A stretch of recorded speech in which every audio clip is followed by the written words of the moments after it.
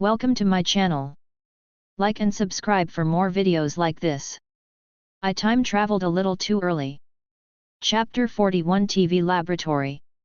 Durant actually wanted to borrow money from George and then stabilize General Motors shares.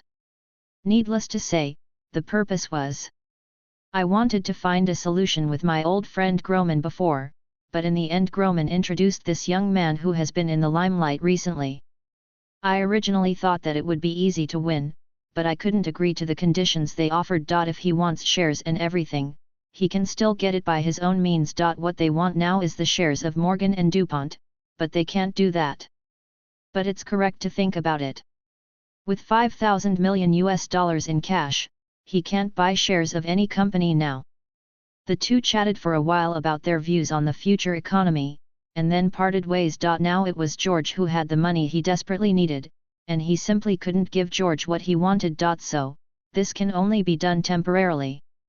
However, although there are no secrets in Wall Street, Groman's behavior today once again refreshed George's cognitive bottom line. The first time was when Lincoln learned about his purchase of Lincoln's shares through him.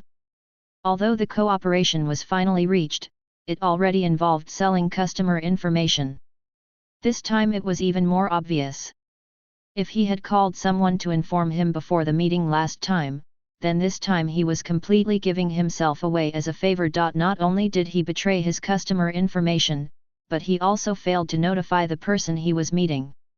If George's previous plan was followed, George could get the current shares for only about 14 yuan per share, which would cost George at least nearly 30 yuan more in deposit. To be precise, George needs to spend an extra $300 million. Although this amount will be deducted from future profits, George actually spent this extra money. Is this behavior bullying George when he is young? Looking at Groman chatting and laughing with Durant in the distance, George secretly remembered this incident in his heart. Because the banquet is not over yet, the charity auction must take one piece back. This is also a disguised way of integrating into the so-called celebrity class. George chatted with some people he had just met. Facing this young and handsome young man who is definitely wealthy, single ladies who feel that they have good conditions will definitely have some ideas. So George doesn't worry about being bored alone. Half an hour later, the auction officially started. George symbolically bought a Chinese antique and a Western oil painting for less than $1,000, and then did not sell it again. The most expensive ones are the oil paintings. The one from the Celestial Dynasty that was said to be used by the Emperor only cost over $. This is because of this kind of auction. The fundamental reason is that these people don't understand. Just from the seal at the bottom, George knows that this cultural relic will be worth at least tens of millions in future generations. It's still these people who don't know how to appreciate things and don't know the goods. After George took pictures of the items, he greeted Durant and Groman remotely and left the banquet. The next day, the company headquarters. As soon as Paul saw George, he reported, "Boss, the 5 companies you selected have completed the acquisition. All the shares are in our hands. Are we going to delist or release financing news?" George looked at the entire merger and acquisition report. Due to market reasons, the capital chain was broken, bankrupt, and ineffective. However, it also has its own advantages.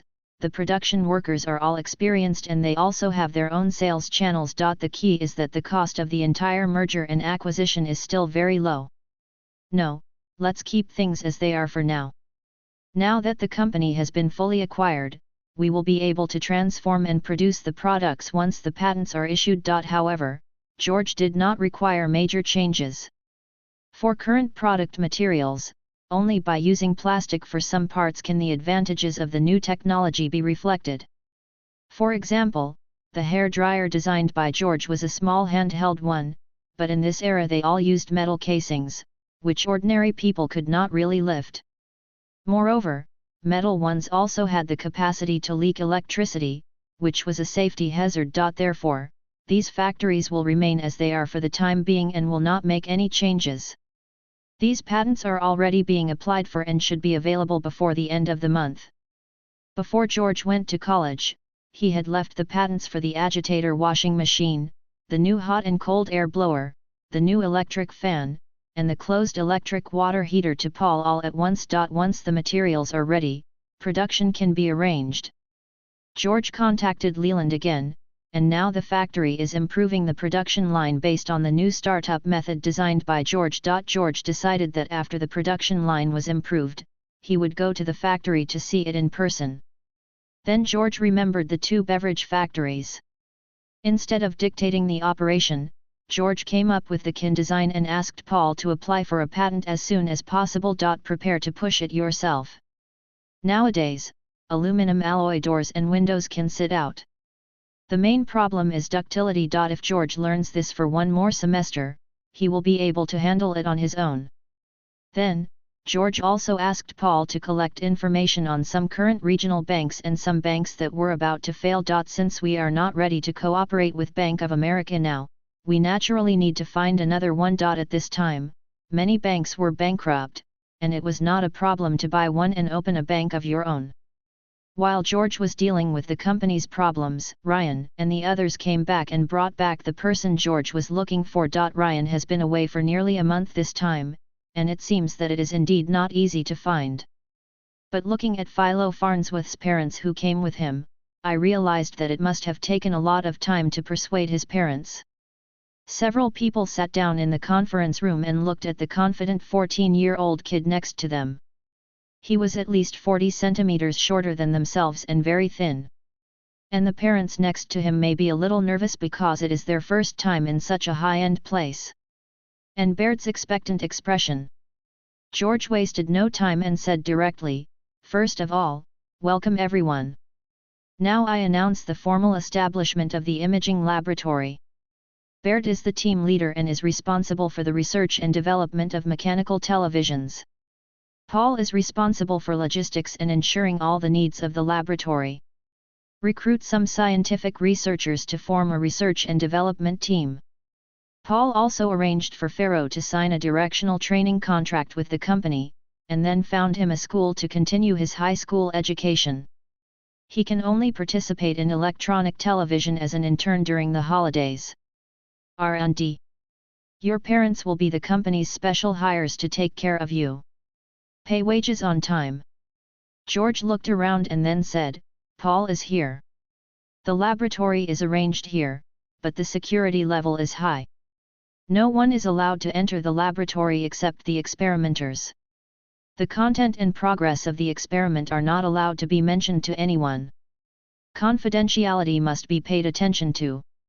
In the last life, because of Pharaoh's carelessness, he let a Russian commercial spy stay in his laboratory for several days, and finally gave the key drawings to RCA.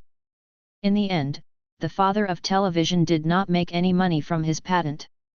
Signing a targeted training contract with Pharaoh is actually a disguised labor contract, but because Pharaoh is only 14 years old, he can only change it this way. George didn't want to be accused of child labor. Then, after arranging for Pharaoh's parents to visit the house and school, several people discussed the future development and needs of the laboratory, and finally each performed his or her own duties. George also specially arranged for Paul to arrange someone to be responsible for Baird's diet. Before all the experimental equipment arrived, Baird was arranged to enter a sanatorium for recuperation, and all expenses were reimbursed by the company. If Baird is so moved, is this still a vampire capitalist? Overthinking, George just wanted to take care of him and live a few more years so that he could continue to create wealth for him. TV needs to be realized. After handing the matter over to Paul, George didn't ask any more questions. I took Ryan back to the villa. Seeing that it was almost time, I asked the kitchen to prepare a sumptuous dinner, which was regarded as catching the wind for Ryan. Ever since Ryan was assigned to look for Baird, the two hadn't had a good dinner together for a long time. At the dinner table, Ryan told George some interesting stories about what happened on the way to England and the search for Pharaoh. And George also told Ryan some of his recent business affairs. The two of them were like a family, chatting and having a meal for more than an hour. After taking a short break after the meal, the two were still in the gym, comparing their recent training gains. Ryan may have no other worries, so he is progressing faster. Coupled with the role of the heart-shaped grass, the Black Panther will definitely not be his opponent in the future. The next day, George originally planned to go back to school, but a phone call from the Morgan family in the morning disrupted George's plans again. On the other side, as soon as John Pierpont Morgan Jr., also known as Little Morgan, entered the company's office, his secretary immediately handed him a stack of information. Little Morgan looked at it for a while and said, "Has the matter been cleared up?" The secretary replied, "The cause of the matter was that Charlie of the family knew in advance that there would be gold escorted that day, and took advantage of the explosion to drive away 3 cars of gold from the convoy. Originally, he was planning to push the matter to the anti-government organization, but there was a loophole in the matter. 3 escort vehicles appeared at the intersection of 2 blocks afterwards, and the gold disappeared from the vehicles. The gold that was moved to the Ministry of Finance also disappeared from the temporary warehouse that night. This time, the government's losses totaled $1 million. What about people? Charlie and all the people handling it are under control. Hand them over and make up for the loss of 3 carts of gold. The Morgan family doesn't need such fools." "Okay, sir. In addition, if the FBI needs it, we will fully cooperate with them." "Has there been any result on what I asked Little John to discuss before?" "They arranged for Durant to talk to the other party, but I don't know what happened." Mr. Durant later reported that the other party had the intention to cooperate, but he had no right to agree to the request. "Oh, do you know what the conditions are?" "Well, the report says that it wants the shares of Morgan and the DuPont family." "It's not a small tone, but it's just that you think too highly of yourself." "Boss, the other party purchased a total of 1.8% of the shares from the stock market in the past 2 days, and then made no other moves." After hearing the news, Little Morgan raised his head and glanced at the secretary, thought about it seriously, and said to the secretary, "Ask him to come over in the afternoon, and I will meet him." After that, he waved his hand and asked the secretary to go out. "Yes, sir." Then he slowly exited the office. Little Morgan looked at the information about George in his hand and was also curious. What does this young man want? You don't really think that you can get Morgan Bank shares with a battery patent, do you?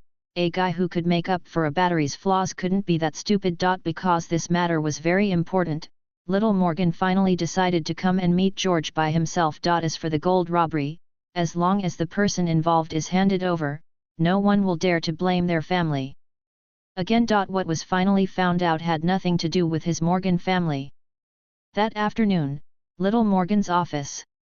George came to Morgan Bank at the agreed time, met and exchanged greetings with young Morgan, and then sat down separately. "George, I heard from Durant that you want to exchange the battery patents in your hands for shares in Morgan Bank and DuPont Group."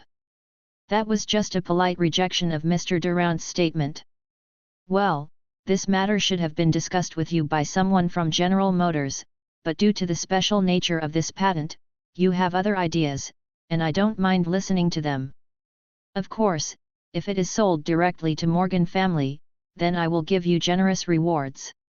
"Sir, it is impossible to sell patents directly. Our time is precious, so let's talk openly and directly." Thanks to Book Friend and Lil One for the recommendation vote. Thank you, please collect it, thank you. End of this chapter. Chapter 42 Chapter Description. Chapter 42 Chapter Description. This morning I discovered that it was inverted V. Everyone knows this. In order to punish it, I will update more than 4,000 times a day in the future. End of this chapter. Chapter 43. Chapter 43. Before dinner, George took the car back to his family's villa. On the other side, after George left the office, Little Morgan was also thinking about the conversation just now. Before meeting George, I thought this young man should be a smart man, but after meeting him, I realized that I still underestimated him. Because George showed his willingness to cooperate at the beginning of the meeting, there was a prerequisite for continuing the conversation. Then the young man directly produced an analysis report on electric patents and electric start patents, as well as patents on seat orientation and headrests. The combination of these is no less than a revolution for the automotive industry, which makes Morgan even more determined to win the patent. Previously, I only thought that there was a battery patent, and I only wanted to get the patent because my family was a direct beneficiary. If I really couldn't get it, I could use lawsuits and other means to delay the release of new batteries. But now it seems that is no longer possible, and in the end, the young man directly pointed out that he and the DuPont family wanted to get Durant's shares. Although this is a clear plan, if George changes direction and supports Durant, then the previous plan will come to nothing. Moreover, the resources invested previously have been wasted. See, cooperation is inevitable, but when I think about the conditions he proposed, it seems that I can't decide it alone. Today's young people are really not simple. Shaking his head, little Morgan picked up the phone and dialed the DuPont family number. "What do you want from me?" DuPont asked on the other side of the phone. "Well, I met the young man named George this afternoon. Maybe our plan will change." Then, little Morgan told DuPont the content of the afternoon meeting. "What did you think about it?" DuPont asked. "Maybe you don't know, but now he has fully acquired Lincoln. In other words, if the cooperation with us fails, he will make his own cars. With those technologies, he will have a huge impact on General Motors." "You mean cooperation?" "Well, yes. The current plan is that we set up a battery company respectively. Then he will invest in the technology. The two companies will operate and produce batteries, and his electric start and other automobile patents can be licensed to General Motors. However, the prerequisite for cooperation is that our Durant shares will be sold to him at market price and the management rights can be handed over," Morgan Jr. said.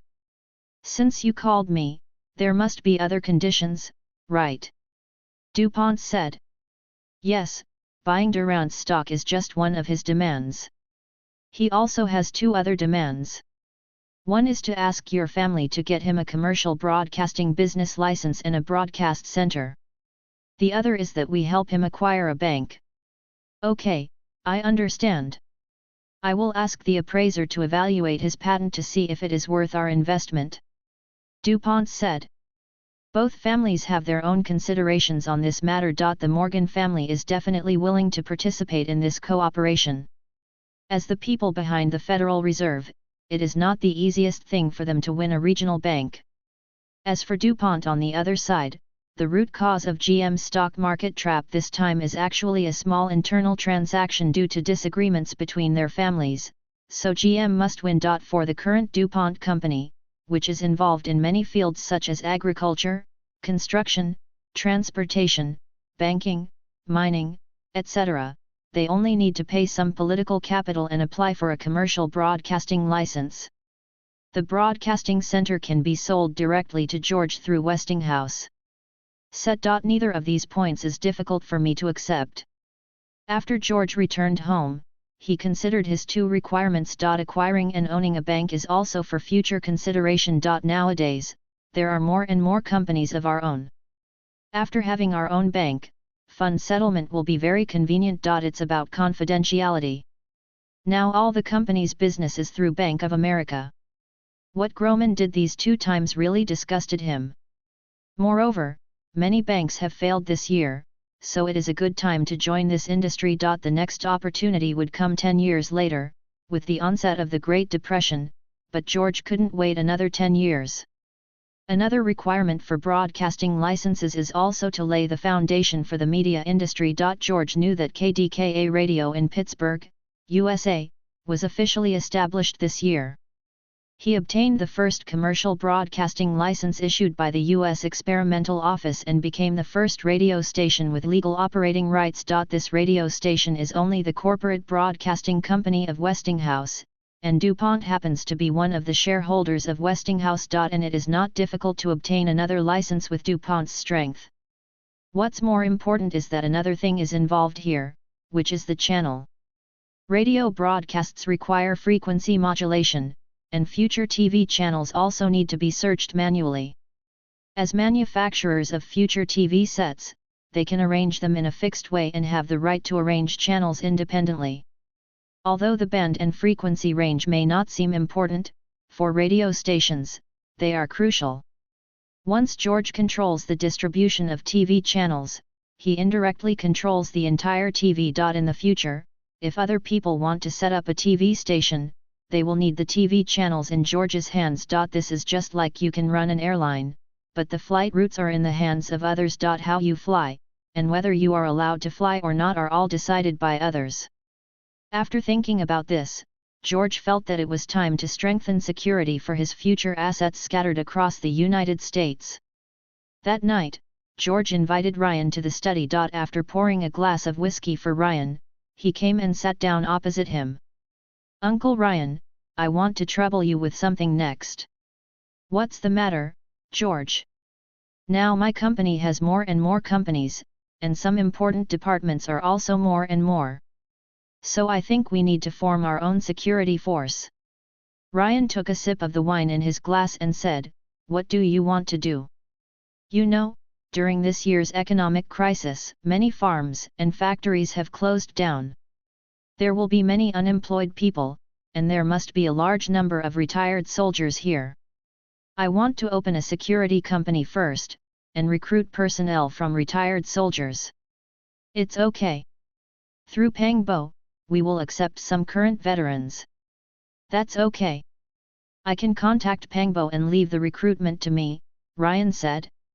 "It's not just about recruiting people, but also about post-training. You will be responsible for leading the troops. I will arrange other aspects. You also led troops back then. I believe you should have no problem." "Okay, I'll give it a try." "Well, for the first batch, you don't need to recruit too many people, 100 is about right. We're recruiting a few people who have done communications and can use telegraphs, and then we'll see if there are any logistics people we're hiring. A few people, probably around 120 people, is enough." "Okay, I'll do it as soon as possible." "What else do you want?" "When recruiting people, try to recruit family-loving men who have family difficulties. I understand, the economy is not good now, it should be easily solved." The two chatted for a while before going back to rest. The next day, George received a notification from the Morgan family that they agreed to cooperate. The specific terms and shareholding ratio will be discussed slowly. Moreover, Durant has not let go of his shares yet, and will need to press harder later. Here, George discussed with the two companies that they could directly announce the new technologies currently used by Lincoln Cars and then publicize them through newspapers. In this comparison, General Motors stock will fall further. If Durant continues to save the company, he will inevitably invest more funds and collateral. The two families agreed to George's suggestion, and George arranged for Leland to start promoting the new car. Paul also led a team of lawyers to slowly negotiate the terms of the contract. George also delivered October wine over the past 2 days. I got another check of more than 180 million yuan. Before leaving, I told Paul about registering a security company and asked him to go through the procedures first. George returned to New York for a total of 10 days this time, and it was unreasonable not to return to school. After George returned to school again, he took classes steadily for a few days, but every night, he would check with Paul on the phone to learn about the progress of the negotiations. George has been formulating a credit plan these days. The way to get credits now is not as strict as in later generations, where you have to take a certain number of courses, but based on your school exams. Therefore, George plans to spend a year to complete the credits in biology and other subjects, and during this year, he will also try to clean the school library. That day, after class, George found the teacher who had just learned this course. The teacher's name was Ambrose Osborne, but I don't know if it was that Osborne. George is not very curious about this. Because this is the first time the two of them have met, it is always impolite to ask someone if they have any genetic diseases or family members. "Hello, Mr. Osborne." "Hello, classmate, what's the matter with you?" "That's it, teacher. I want to apply for a laboratory." "You have just entered college. Isn't it a little early to apply for a laboratory now?" Osborne said. "It's like this, teacher.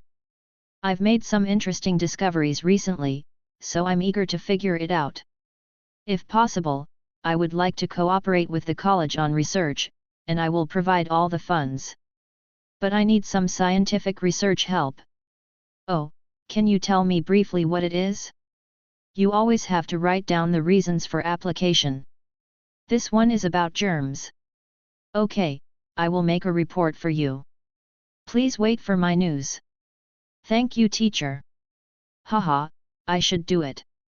Time came quietly on October 10th, and the contract details with the two chaebol were basically negotiated. After the recent squeeze on General Motors stock has fallen below $20 per share. George felt that he should be able to close the net soon. A few days ago, Westinghouse Company had obtained its first broadcasting business license.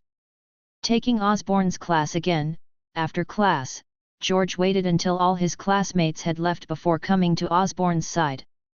Teacher Osborne, I wonder if the school approved the matter I consulted last week. Osborne, who was packing up his textbooks, said, it just so happens that the school has basically agreed, so there are still some details to discuss. Do you have any classes later? If not, I will take you to see the dean. There are no classes, George replied. Let's go then. After saying that, he took the lead and walked forward. An hour later, the two came out of the dean's office. At the door, George said, then I'll trouble you, teacher. I will get the contract done as soon as possible. It doesn't matter, I'm very happy to be able to help you. Osborne said. The two exchanged pleasantries for a few more words before leaving. George returned to his residence next to the school. After returning to his residence, George called Paul first. After understanding the company's business, he asked him to send 2 lawyers over. There are some contracts that need to be signed. End of this chapter.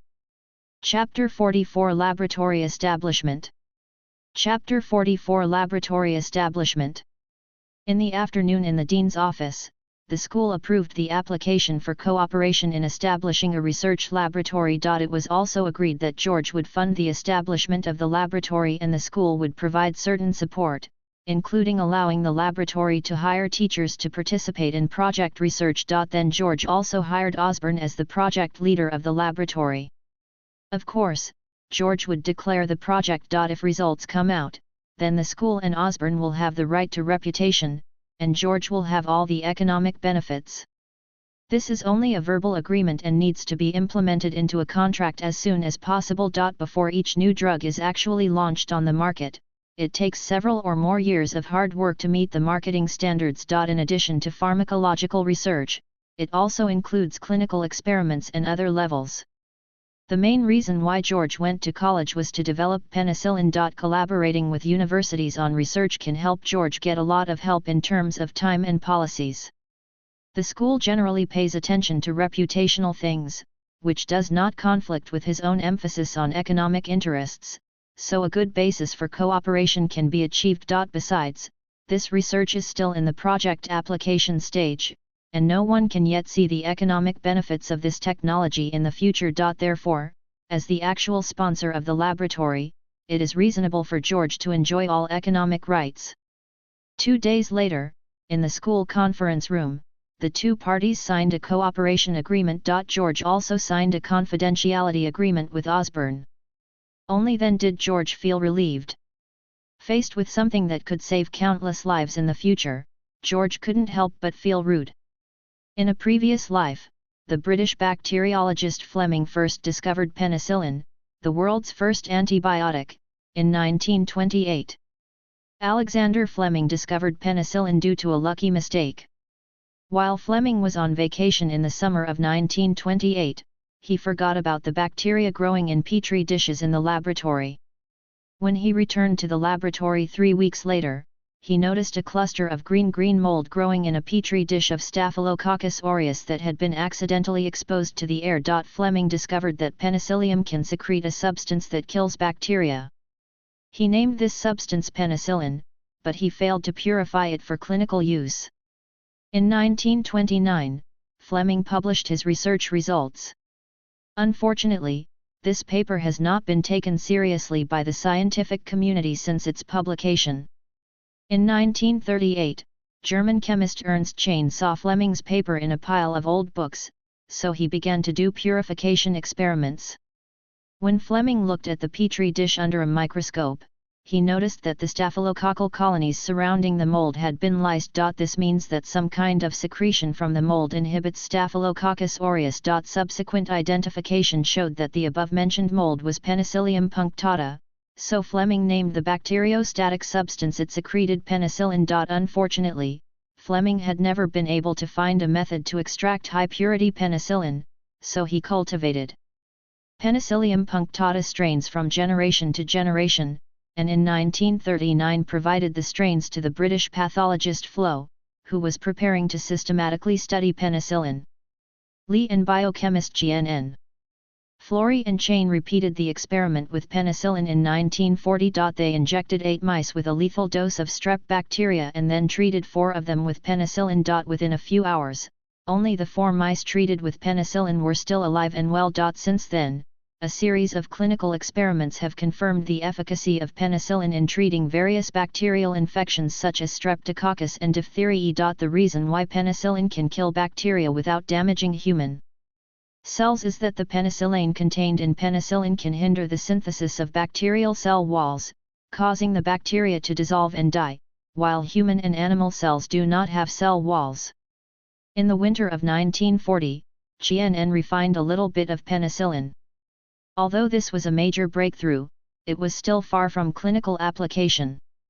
In 1941, the baton for penicillin purification passed to Australian pathologist Walter Florey. With the assistance of the US military, Florey isolated bacterial strains from soil brought back from airports in various countries when pilots were on missions, increasing the production of penicillin from 2 units per cubic centimeter to 40 units. Around 1941, Howard Florey, a pathologist at the University of Oxford in England, and Chien, a biochemist, separated and purified penicillin and discovered its efficacy against infectious diseases. However, penicillin can cause allergic reactions in some people, so it is difficult to apply it.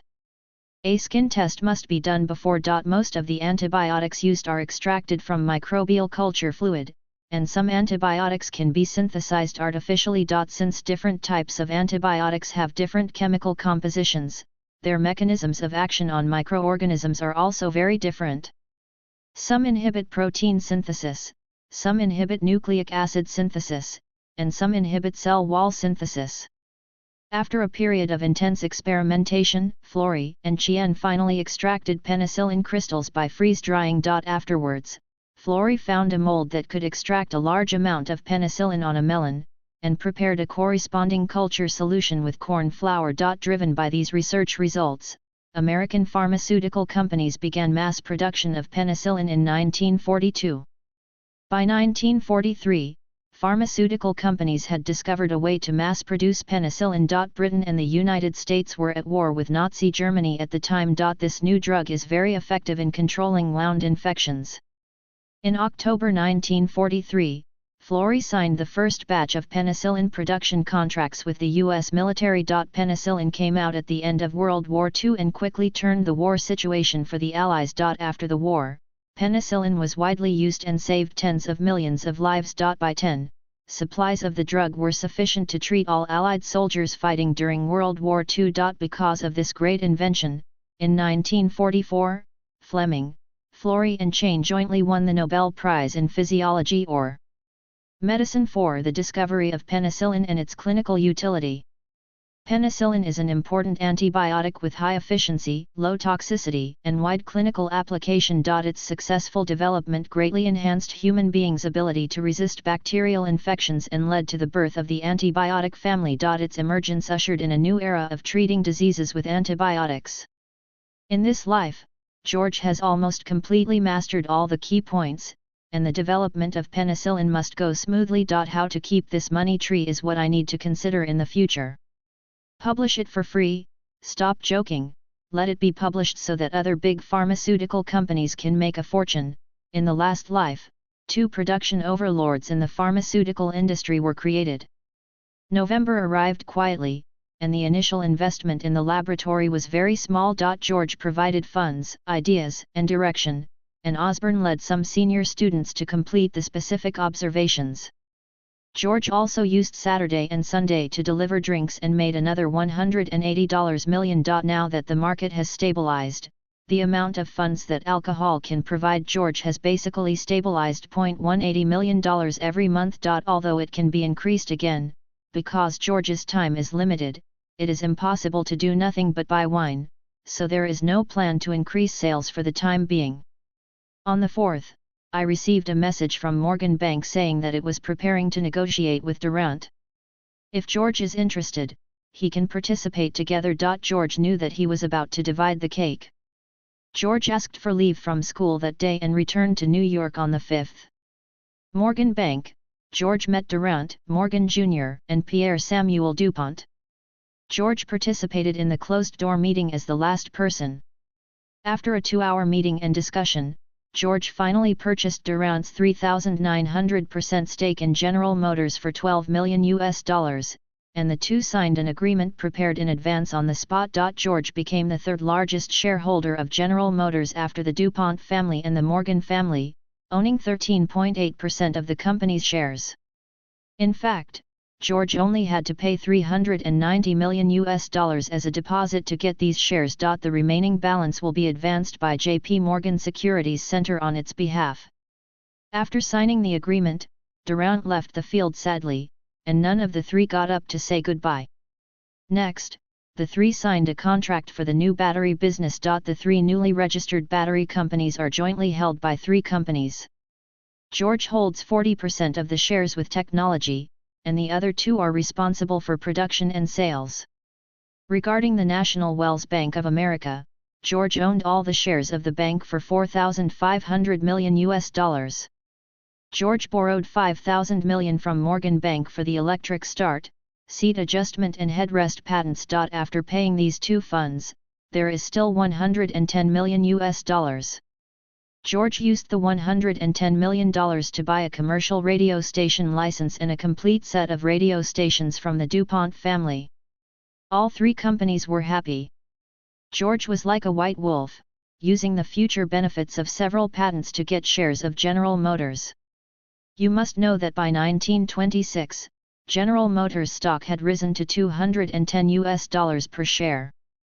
Then through patent authorization, every future GM car will have 10% of the sales price as George's patent royalties. These profits are not included in share dividends. Of course, as a company in which he owns shares, George also promised that he would only license patents to other automobile manufacturing companies around the world after 3 months. That night, the DuPont family held a grand banquet on Wall Street, because as Pierre DuPont took over the two positions of chairman and general manager, it represented that the DuPont family became the biggest winner of General Motors. George also became the second most popular person at the party. Many people came to meet this member who was the fastest to reach billion-level assets. George also met many famous people from all walks of life through the banquet, which was very rewarding. He counted today's harvest as his belated birthday gift. This day should be very memorable for George. The next day, DuPont's news was published in all newspapers in New York. What will be prosperous under the leadership of DuPont? There are also some reports that General Motors will adopt new technologies, etc. George, the new billionaire, was only briefly introduced in the financial newspaper. The title used is still the luckiest young man. After seeing these reports, George felt that this was the power of public opinion. Comparing DuPont's promotional methods, the stocks of companies related to DuPont will not rise sharply today, or at least they will not fall. The profits can be imagined. George ignored that for the time being and came to the company to start sorting out the company's business with Paul. Now George owns two companies in the military industry, Winchester and Panlong Airlines. At the U.S. military ordering meeting in October, he successfully won a military order of $450 million. The only orders are for Winchester's M1 Orwell rifle and Panlong Aviation's P-29 and F-4B fighter jets. The two companies began to make profits, but George did not withdraw this part of the profits, but invested it in research and development. Two car companies, General Motors and Lincoln. General Motors had just acquired its shares, and George was not involved in its management, so he didn't need to ask anything. Lincoln has initially completed the modification of the production line and is preparing for production. For the time being, we still need to pay workers' wages here every month, but workers' wages are very low now, so tens of thousands of workers' wages every month is not a problem at all. Both Coca-Cola companies are now profitable, and Pepsi-Cola has completed its delisting. Now every month's profit is used by George to hire celebrity endorsements and publicity. This is to change the concept of Pepsi-Cola as a low-end drink as soon as possible. The time is still short and the effect has not been seen yet. George also has 5 small home appliance companies, which are all temporarily maintained as they are, and George still needs to subsidize them every month. However, it is only part of the wages of workers, and the amount is not large. As for the newly established Panlong Security Company, the recruitment of all personnel has been completed, and Ryan took 120 newly recruited security personnel to the winery for special training. George will also make a special trip this time to open the Shakira seeds for all members. Now the new ones taking over are Wells Fargo Bank and a newly registered Panlong Broadcasting Company. Both of these two companies were unexpected in New York State and required George to personally conduct on-site inspections. As for the 2 laboratories, the progress is relatively smooth, so they are still in the investment stage for the time being. In terms of funds, after I started investing in the stock market in June, I still had more than 600 million yuan left. From June to November, the profit from drinks was more than 900 million yuan in 6 months, and I made 5,000 yuan after closing the futures position. $10,000, a principal of 1,000 million US, and a patent loan of 5,000 million US. In other words, a total of $1 million US was earned in the past 6 months, not counting the money from the novel. But it also cost a lot.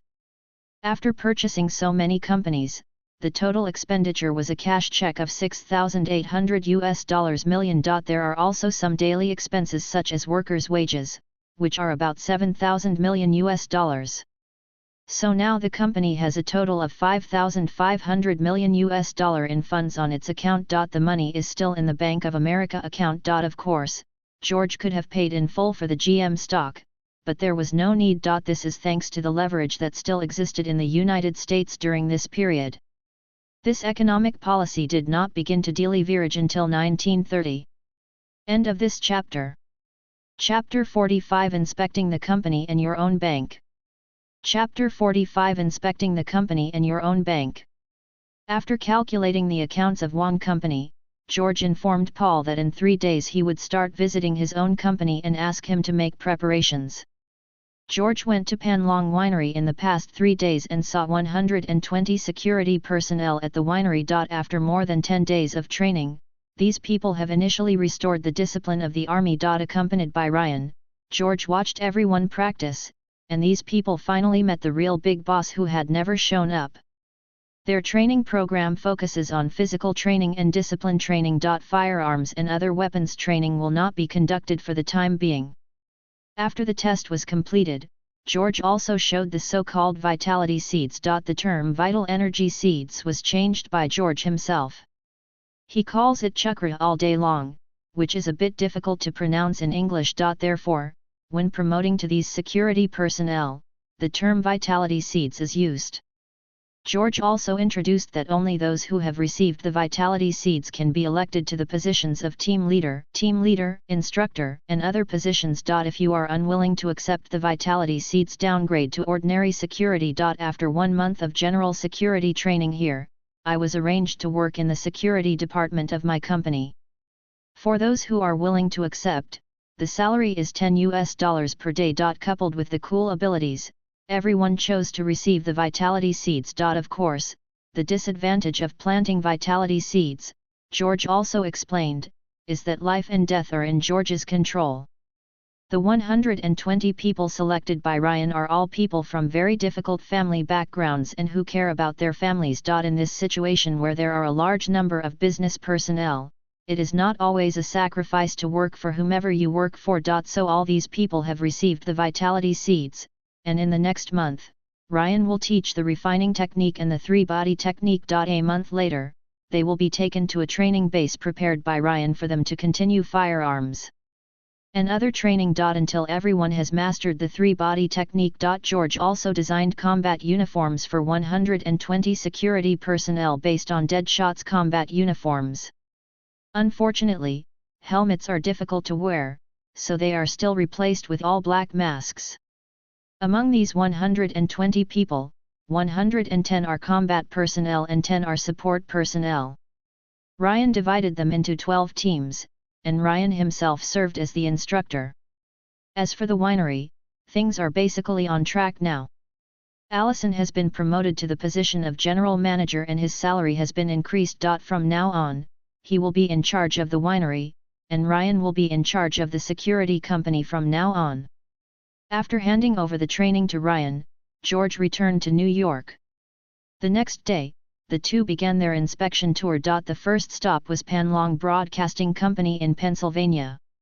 The so-called broadcast company is actually a warehouse where broadcast equipment is piled up at odd hours. There are only 2 personnel, who are retirees from the former Westinghouse company. George was very dissatisfied after seeing this situation. Because there is no FM technology yet, radio stations are negotiating broadcast times. So as the only legal commercial broadcaster, of course it has to gain the reputation of listeners. Therefore, when he first saw this situation, George fired 2 retirees. Then asked Paul to immediately recruit a maintenance person who can use broadcast equipment, and 2 broadcasters who can speak clearly. This requires 2 people, a man and a woman. 2 more editors and 4 reporters are needed. It would be best to recruit another newspaper president to serve as the general manager of the broadcasting company. 2 days later, all the personnel were recruited. George was not free these 2 days, but directly bought a property in the commercial center of the city center. After the personnel expired, we first came up with a personnel plan to clarify each person's job responsibilities and salary. In this regard, George paid everyone according to the standard of $6 per day. It's not low at this point. Of course, the webmaster will be taller. These are only temporary and will be adjusted later.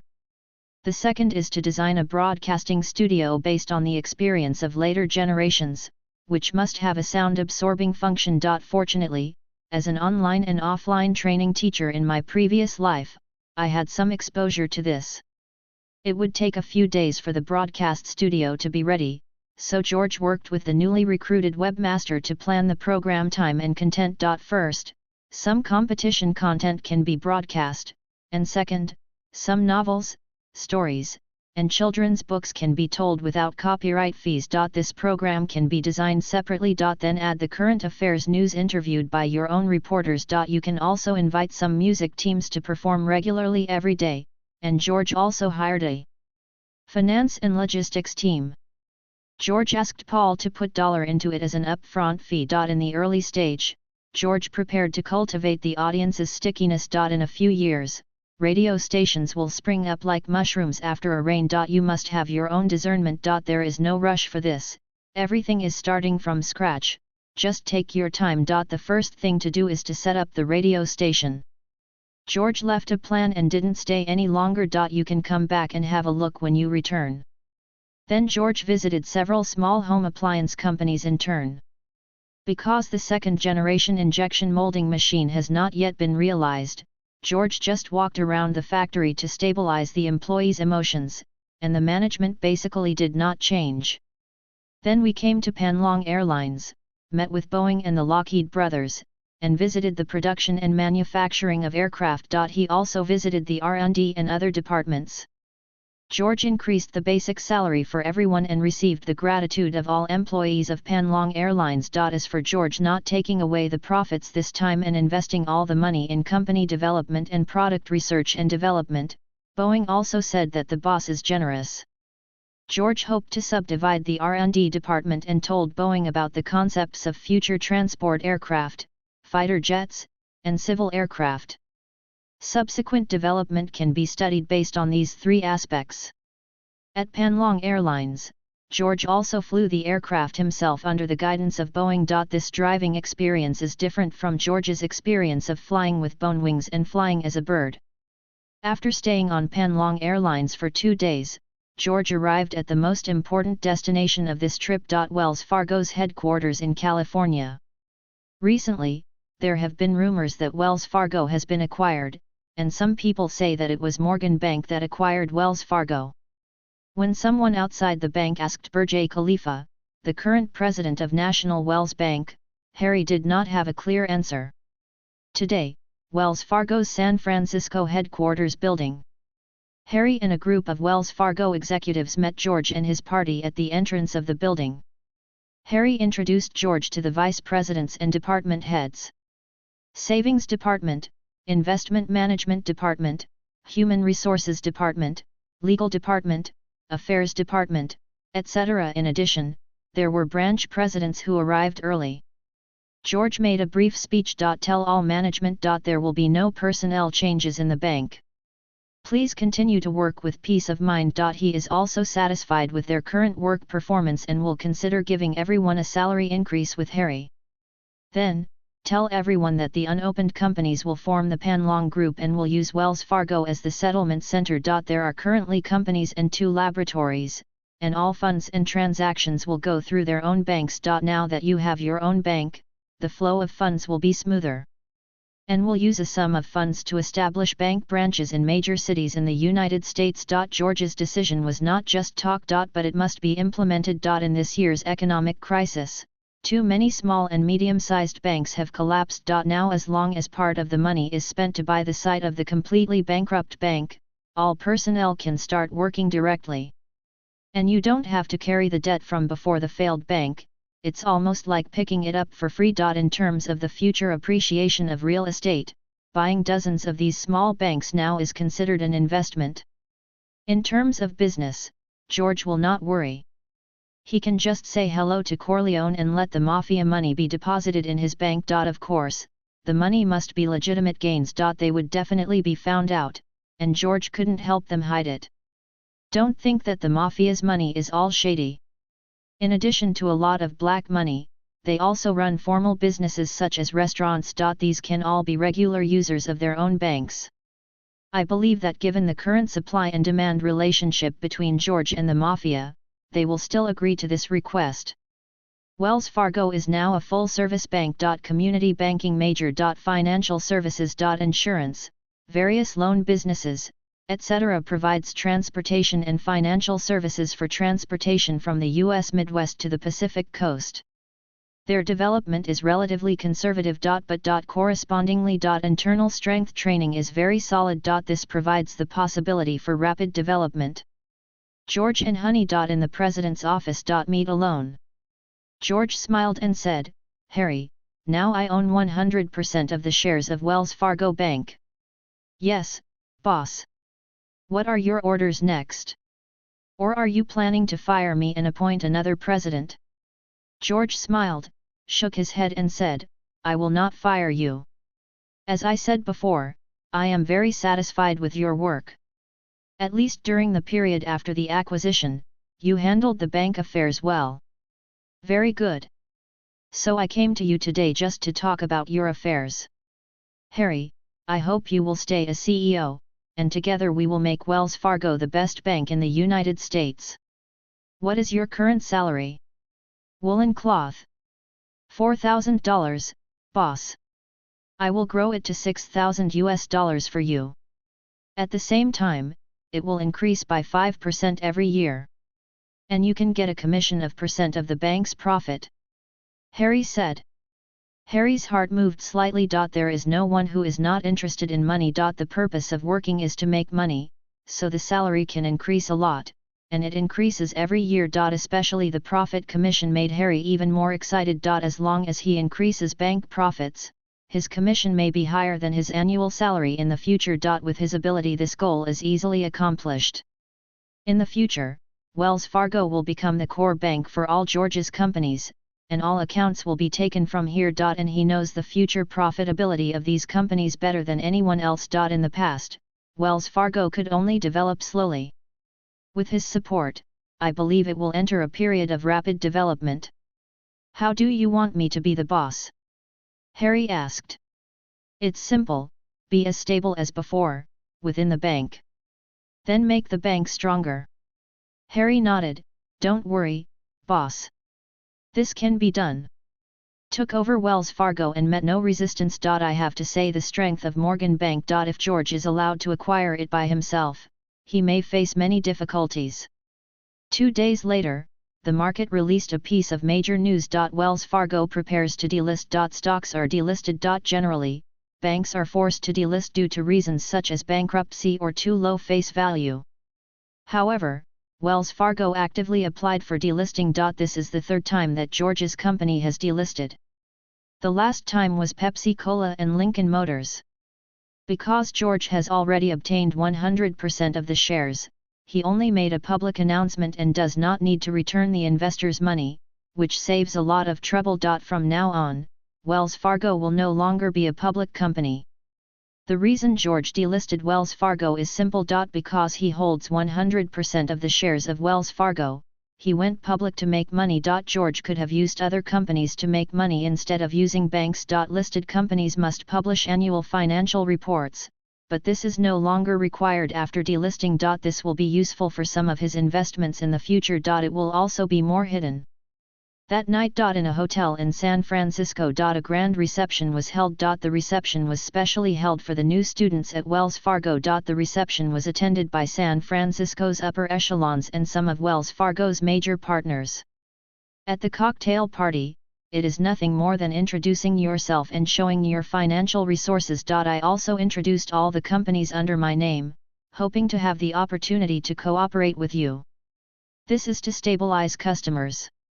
For banks, users are property. Therefore, expanding the number of users is also the focus of the next work. The next day, I talked with Harry about bank development and how to establish a branch in the city where my company is located as soon as possible. All company accounts are handled through the home bank, especially the New York branch. End of this chapter. Chapter 46 Meeting the Hong Gang Again. Chapter 46 Meeting the Hong Gang Again. At the end of the 19th century and the beginning of the 20th century, with the construction of the Pacific Railway in the United States and the discovery of gold mines in the western region, a large number of Chinese workers from East Asia were introduced into the United States as cheap labor. At that time, the place where the Chinese first settled in this strange continent was California. Although George often flies around the United States, he has never really seen this country. After finishing the business with Wells Fargo, George decided on a whim to visit the city of San Francisco.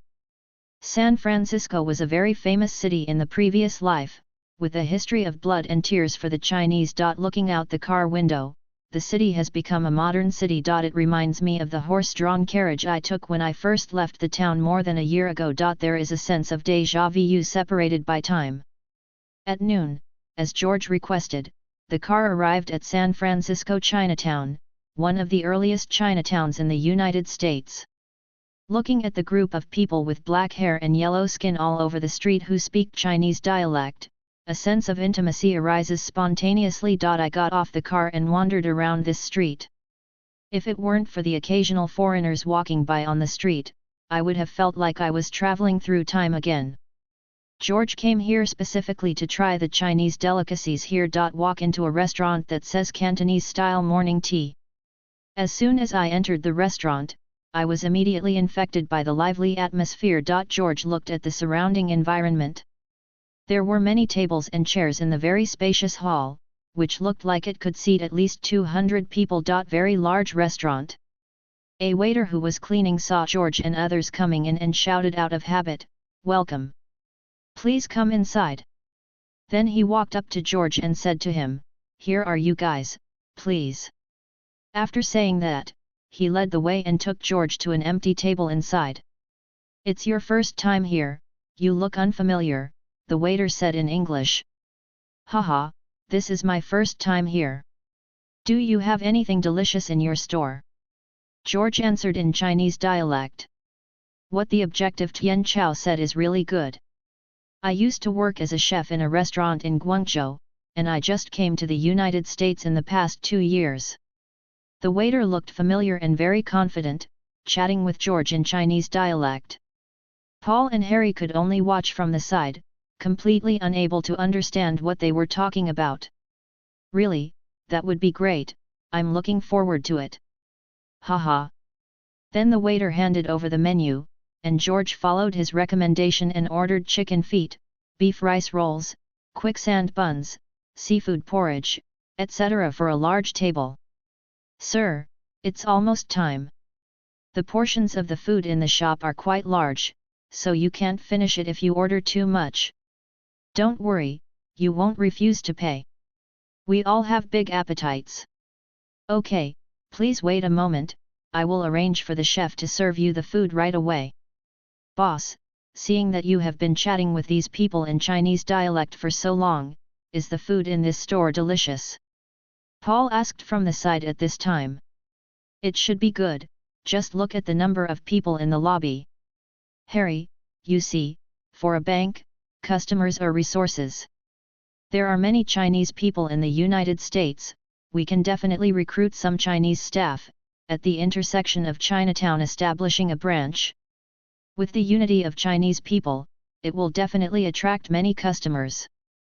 Moreover, we can also contact water and electricity companies and collect fees on their behalf, which can also increase the number of our customers. Okay, boss, I will arrange it as soon as possible. Harry said. Paul, go back and inform all the companies below that all accounts will be handled through your own bank in the future, and settlement will be more convenient. Okay, I'll let you know. While a few people were chatting, the waiter over there had already brought the food. My dear guests, all your orders have been served. Please use them slowly. The waiter just now said. Okay, thanks. Everyone, take your time. If you need anything else, feel free to say hello. After saying that, he went to the side to greet other guests. Come on, Paul and Harry, come and have a taste. These are chicken feet, which you may not be used to. But this rice rolls should be good. As soon as the food came, George began to greet everyone and eat together. The translucent rice rolls look very elastic. Rice with the aroma of eggs and beef. The sauce poured on top also has a sweet and fresh taste. George picked up a fluffy and hot quicksand bag and bit into it, and the hot quicksand fell into his mouth. The strong salted egg yolk and the aroma of butter make it taste pretty good. Of course, this is pretty good based on George's own cooking skills. George had previously thought about opening a chain store to showcase his cooking skills, but after thinking about it, he decided to wait. This year's expansion has been rapid, and there are other things to do, so this can definitely wait. The two people next to him also imitated George and began to enjoy it.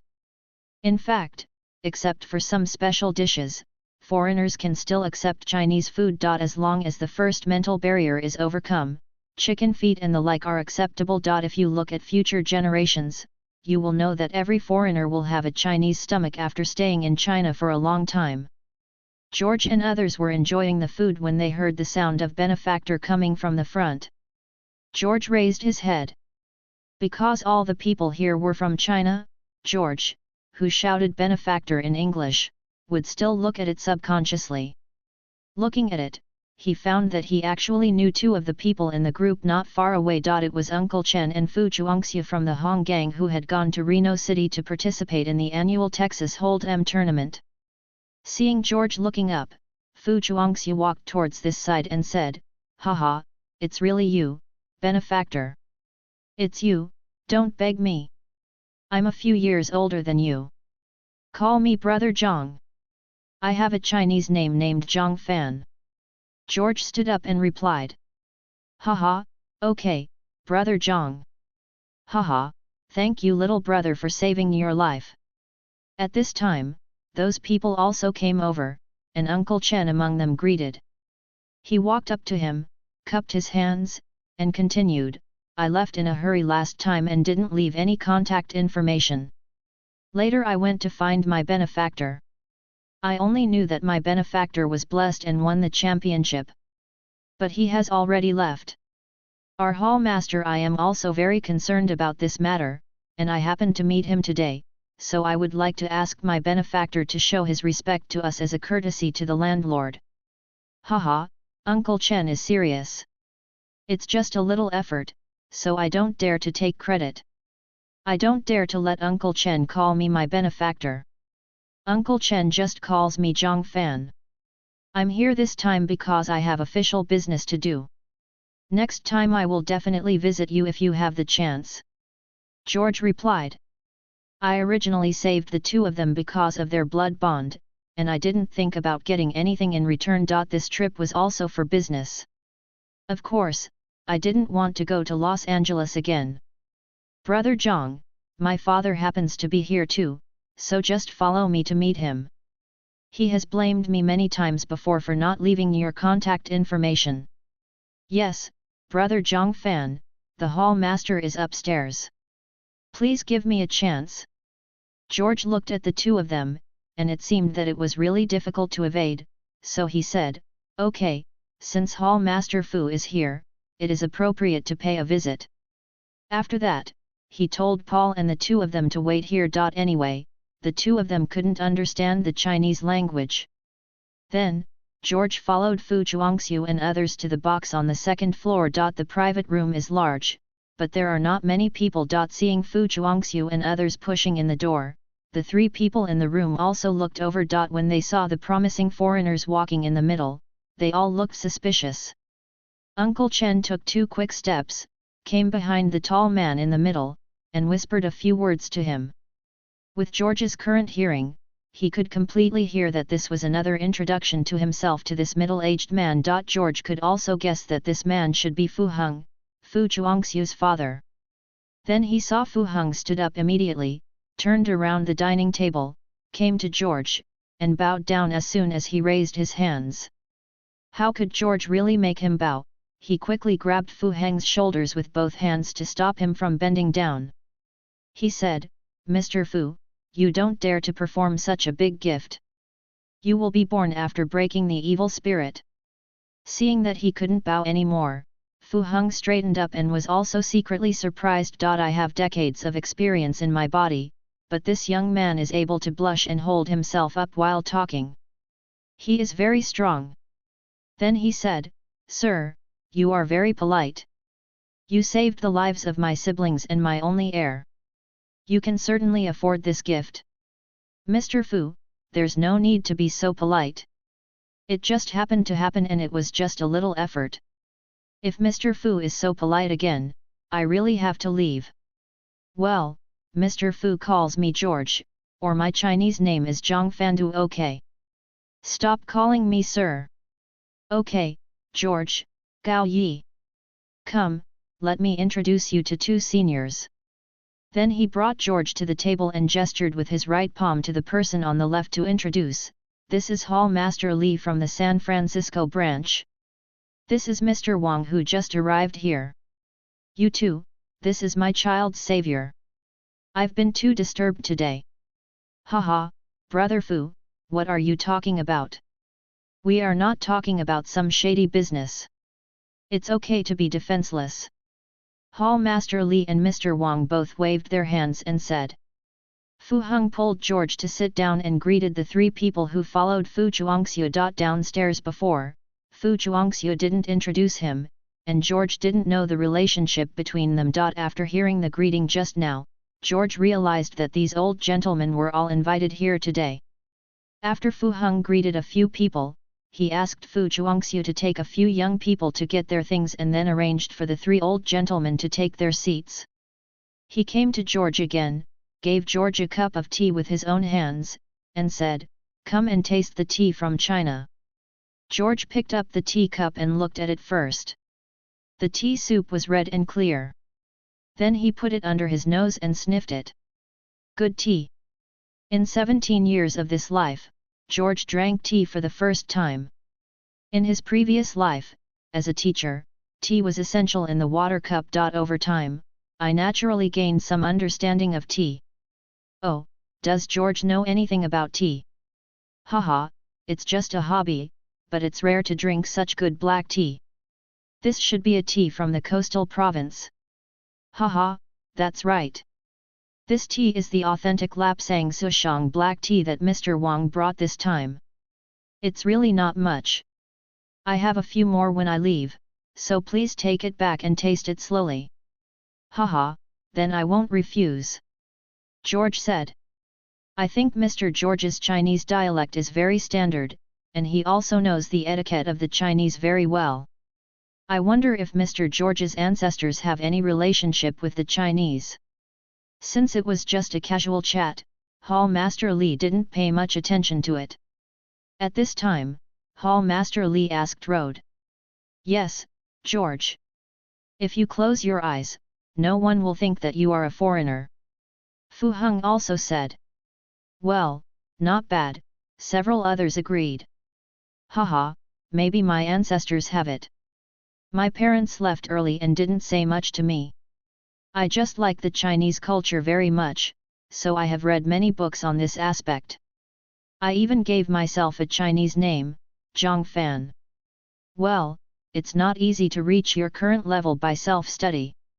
Many descendants born here are no longer interested in the things left by their ancestors. They like to drink coffee every day. At this time, the old man named Jian said. End of this chapter. Chapter 47 One Batch of Antiques. Chapter 47 A Batch of Antiques. Just as the Chinese people were sighing, the door was opened again, and Fu Chuangxiu led a dozen people to move a bunch of things over. There were calligraphy and paintings, porcelain plates, earthen pots, and George even saw several important items. George couldn't help but look at the businessman surnamed Wang on the side. He was reselling so many ancestors' things. But as a guest who came halfway, it is difficult to speak. Then I saw three old gentlemen put on their glasses and began to observe each item carefully. At this time, Fu Heng also introduced to George that Mr. Wang's ancestors were once high officials. Now that his family moved here, they brought all the things from their ancestors that they could. This is not just an economic crisis. A handicraft workshop he opened has also closed down, his children and grandchildren are unfilial, and he owes gambling money, so he has no choice but to sell these things. Today they were entrusted by someone to buy a few pieces if they liked them, and more importantly, they helped promote them to some friends. Only then did George understand the specific situation. Finally, after nearly half an hour of rough inspection by three old gentlemen, a total of 128 antiques of various types were found, which the old gentleman valued at $5. Don't think that what George is talking about is a business worth millions or tens of millions of dollars. You must know that the salary of a normal worker is only $3 per day, and the salary of a higher income wage earner is only $5 per day. For example, Harry's previous salary as the president of Wells Fargo was just over $4,000 per year. The price of $5 is not low, and this is a foreign country, and not many people understand the cultural significance of this place. As for people who understand, no one is willing to spend money to buy these things in this foreign country. Then came the current situation in the restaurant. After the three masters finished quoting their prices, the room became quiet. Looking around without saying anything, Fu Hengke said, Mr. Wang, the things are all good. But you also know that we can only buy 1 or 2 pieces at most. If we want to sell so many good things quickly, maybe it's more time consuming. Those who can afford it will definitely have these in their homes. Those who don't have them at home can't afford them. I hope you are prepared in your mind. Yes, I specially invited Hall Master Fu here this time just to see if anyone in our Chinese circle is interested through Hall Master Fu's relationship. Everyone can buy a few pieces. If Brother Wang hadn't encountered difficulties, and will not sell off things handed down from our ancestors. Then there was another silence. George was a little tempted at this time and took a sip of tea. Said, well, seniors, Mr. Wang, I wonder if I can participate. Oh, George, is there anything you like? Tell me if you like it, and consider it as a thank you gift from me. Haha. Thank you, Hall Master Fu, for your kindness. I still want to know if I am qualified to buy this. George looked at Mr. Wang. Mr. Wang thought about it and said, if Mr. George likes it, of course he can buy it. After all, I want to sell it.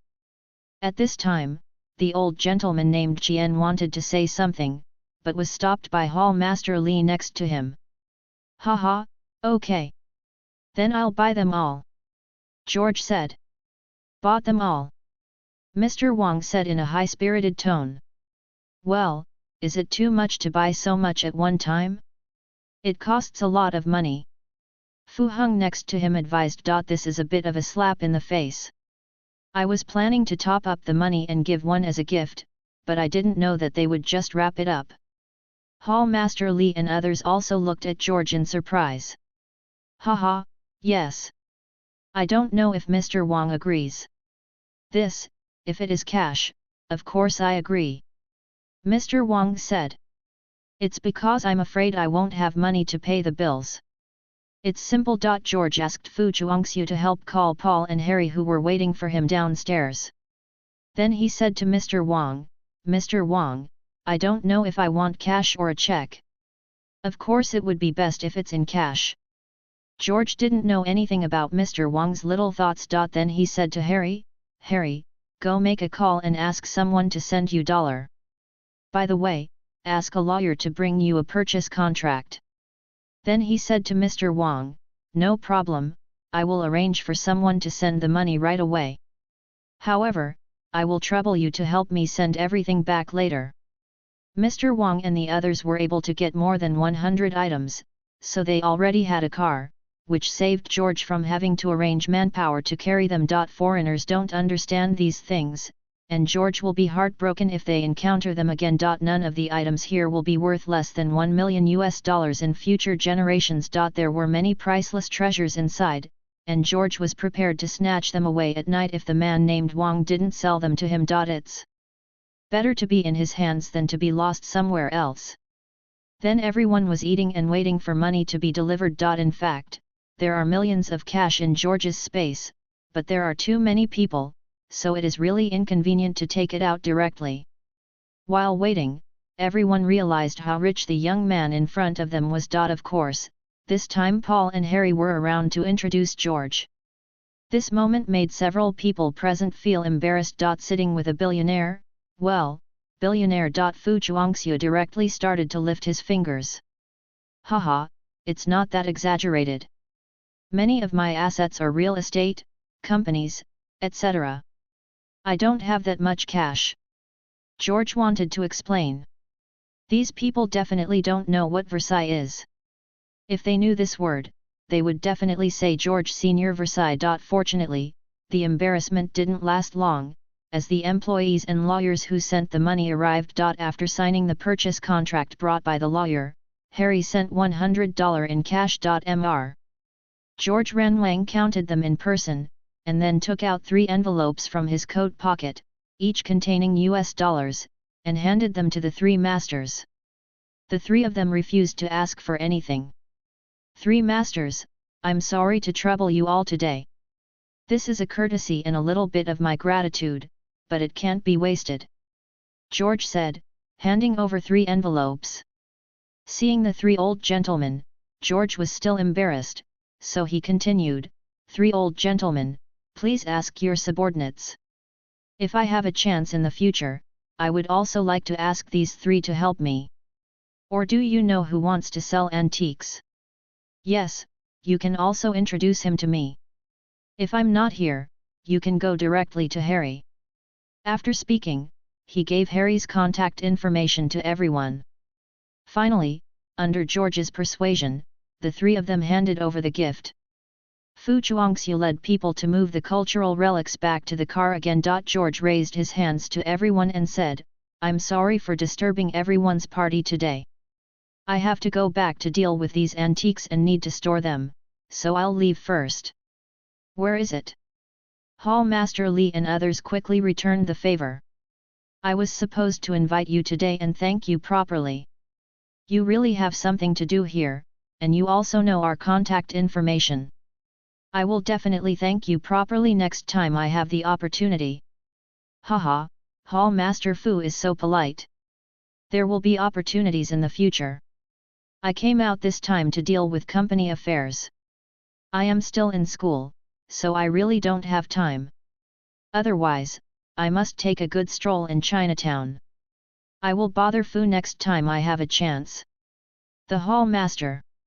Haha, definitely, definitely.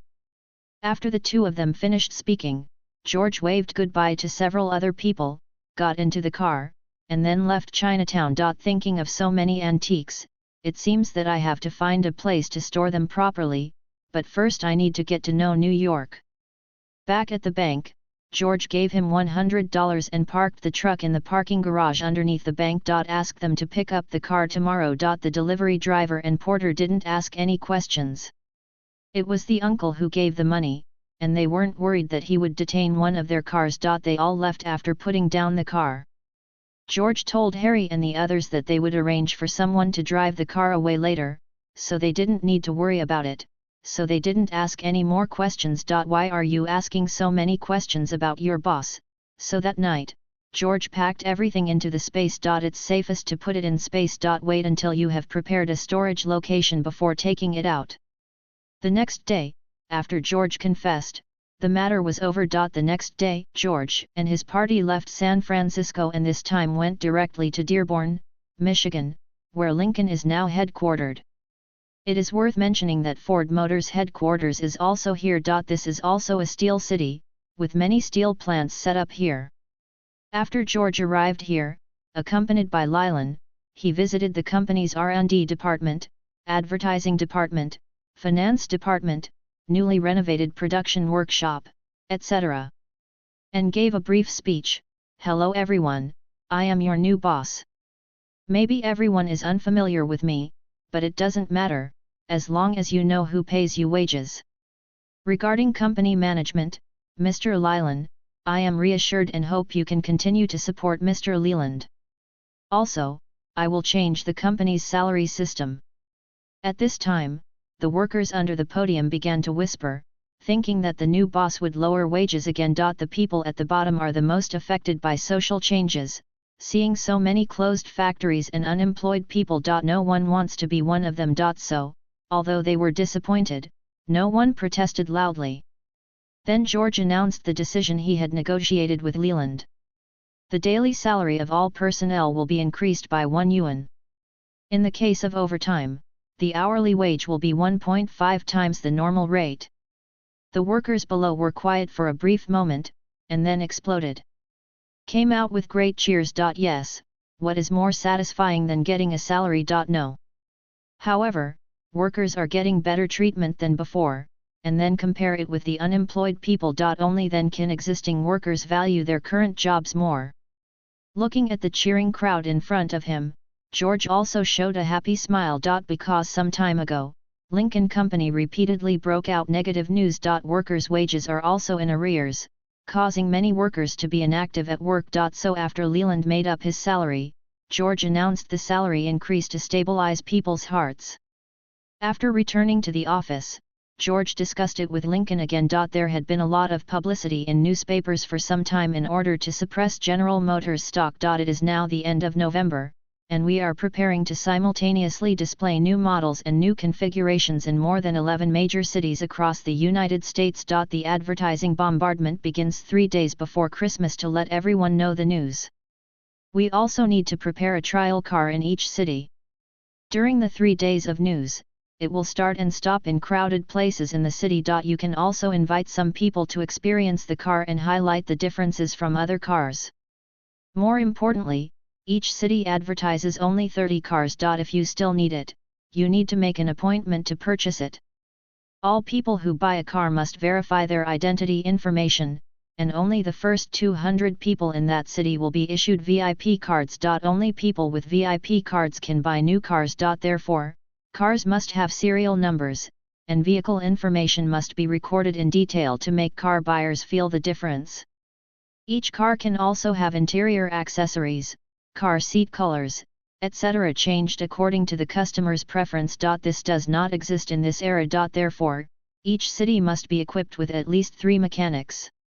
Every time a customer needs to pick up a car, you can hold a brief ceremony, prepare a camera, cover it with a cloth, and then cut a ribbon. The experience is completely different.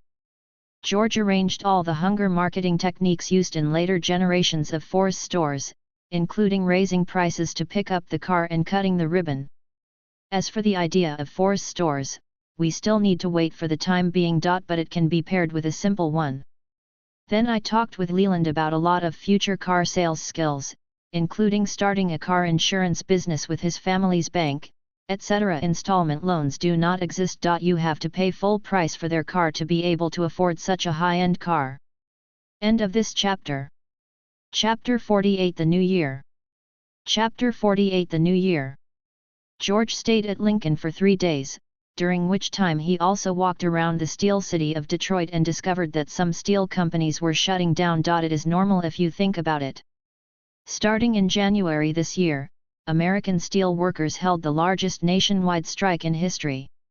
Its main purpose was to establish an 1-hour day and 8-day work week, and to demand increased wages and eliminate company unions. On the one hand, the U.S. government dispatched a large number of troops and other troops to suppress the workers' strike and killed 6 workers. On the other hand, it intervened with the employer and forced the employer to agree to cancel the 22-hour work system, but it did not meet the workers' requirement to organize their own union. Of course, the final result was the outflow of American industry, with factories moving out of the United States in large numbers. Opening a steel mill at this time is actually a good choice. However, during this period, the United Steel Corporation already existed, controlling 65% of the new output in the United States. This company was the first billion-level company in the United States, spearheaded by the Morgan family. As its own automobile manufacturing companies and aircraft manufacturing companies become larger and larger, the demand for steel will certainly increase. Therefore, it is not impossible to consider opening a steel mill. However, most of the large iron ore deposits in the United States have been explored. George couldn't help but set his sights abroad. Moreover, Paul is from a mining company, so there is nothing wrong with letting him be responsible for this matter. Keep this in mind. George asked Paul to go back to New York first, as he still had things to do. In fact, George flew for 2 more days to deliver the December drinks. 2 days later, George returned to New York and received a check of $12 million from Tizio. After George returned to New York, he stayed only for 1 night and then returned to school. This time I went out for a month, which was indeed a bit long. But there is still a university here, and there are holidays such as Thanksgiving. So it didn't cause George much trouble. Maybe it's because I don't have the habit of celebrating foreign festivals, and I'm alone, so I really have no idea about celebrating festivals. After returning to school, I took classes for a week with peace of mind, and also spent a long time in the laboratory. Because there are experimental steps that George almost copied directly. This experiment is just to supplement some specific data for George. So it's going very quickly. Time always flies so fast, and it's Christmas Eve. After school was over, George returned to New York. In the past 2 days, Leland also published it in the largest newspaper in New York for 3 consecutive days based on what George said. Almost everyone around was talking about the news headline, "A New Revolution in the Automobile Industry," published in the newspaper. George did not go to see the sales on Christmas Day. However, according to Leland's statistics after the event, he reported to George on the phone that all 25 cars in each of the 30 cities had been sold out, and there were still orders for 5,000 cars. In other words, all VIP cards given out are at least 1 car per person. Moreover, all of these cars were given in cash. According to the price of 1 car of $1,600, George earned more than $900 million in sales at this time. Of course, the net profit may not be that much. But its ability to attract money is evident. In the past year, George bought military industrial companies, beverage companies, and automobile manufacturing companies. He always bought and bought. If he hadn't taken advantage of the opportunity of the stock market crash, he wouldn't have been able to withstand this. The slogan that George asked Leland to promote was that, except for customized cars, Lincoln would only produce units of each model. Moreover, only those with VIP cards can have it. So how can I get a VIP card? It's very simple. In addition to spending money in Lincoln, you also need to have a certain status, and then 2 card holders recommend you before you can get a temporary card. All cards currently issued on the market are temporary cards. The temporary card will be cancelled after half a year. If you want to get the VIP card again, you need to pay the membership fee, which is $500 per year. During this year, you can enjoy free car washing, maintenance and other services. After Christmas, George called Paul and told him to fully acquire a mining company as soon as possible and have a complete exploration team. Then buy a newspaper in 30 cities across the country. The requirement is that the newspaper must be complete and a film company must be acquired. Another publishing house was acquired. Since the publication of Mice and Men, the Other Problems for Smart Children has not yet been published. Including the Harry Potter that I prepared before, they are still in the space. I can totally publish them myself. Anyway, publishing houses are not expensive. If you buy one, you can publish your own works in the future. More importantly, in this era there was no Playboy, the most famous adult magazine in the previous life. I can definitely get him out first. The newspapers and periodicals of this era are all famous for their vulgarity and pornography, and they have no understanding of men's hearts. So George felt it was his responsibility to set him up. After many years, Stark was asked to be the cover star of his own magazine. Haha, look at him still giggling. After Christmas, one after another automobile manufacturing companies approached Panlong Company through various relationships and wanted to discuss the use of several automobile patents with George. Some foreign car brands have also sent people to negotiate. George had enough trouble trying to avoid family talk. Let all the car brands informed by Paul, including BMW, Mercedes, etc., a total of 20 companies, all arrive. Parked in the middle of the temporarily rented banquet hall of the Plaza Hotel was a model that Lincoln had just launched some time ago. Its appearance is based on a model launched by Bentley in 1926. Its new 6,597 cubic centimeters overhead camshaft inline 6-cylinder engine has 4 valves per cylinder. The standard model can produce 140 horsepower, and its maximum power reaches 180 horsepower. The appearance is absolutely luxurious and beautiful, making everyone who sees it fall in love with it. This time, Paul gave the explanation and introduced the new technology used in the entire vehicle. And invite people to experience it. Although I can't drive, there are no problems with starting the car and adjusting the seats. Among the representatives of these automobile companies, except for General Motors, which is half its own company and has obtained the right to use the patent at a price of % of each car, all other companies are today's target customers. After leaving all this to Paul to discuss, George was pulled aside by Morgan Jr. and DuPont. George didn't expect these two to appear together today, but other car companies also need battery technology, so their arrival was a success. Just think about the profit inside. Then George's patent royalties from General Motors are 10%. You can find out with a little comparison. General Motors also owns Chevrolet, Fisher, and other brands. His rival, Ford, produced a T-car every 10 seconds in 1918. Calculated based on 8 hours of working time, 2,880 Model T cars roll off the assembly line every day. Each car costs $350, which is $100 million $8, and 1/10 of it is $10. To put it simply, Ford's Model T car alone needs to pay George $2,500 million in royalties every year. Using another set of data, the number of automobile sales in the United States in 1930 was 233 million units. This is just cars, there is no statistics on the number of military cars, so who wouldn't be jealous of such a company that produces golden eggs? But is $300 million in annual patent fees a lot? It seems like a lot in this era, but in later generations, Qualcomm charged China billion in patent fees on a single technology every year. So George didn't have any sympathy for the people negotiating with Paul over there, and he felt that he was being too kind.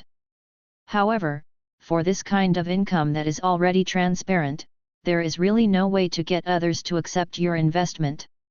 George, this time you can directly surpass the century-old accumulation of our DuPont family. Haha, Mr. Pierre has won the prize. This income will only be collected for 20 years.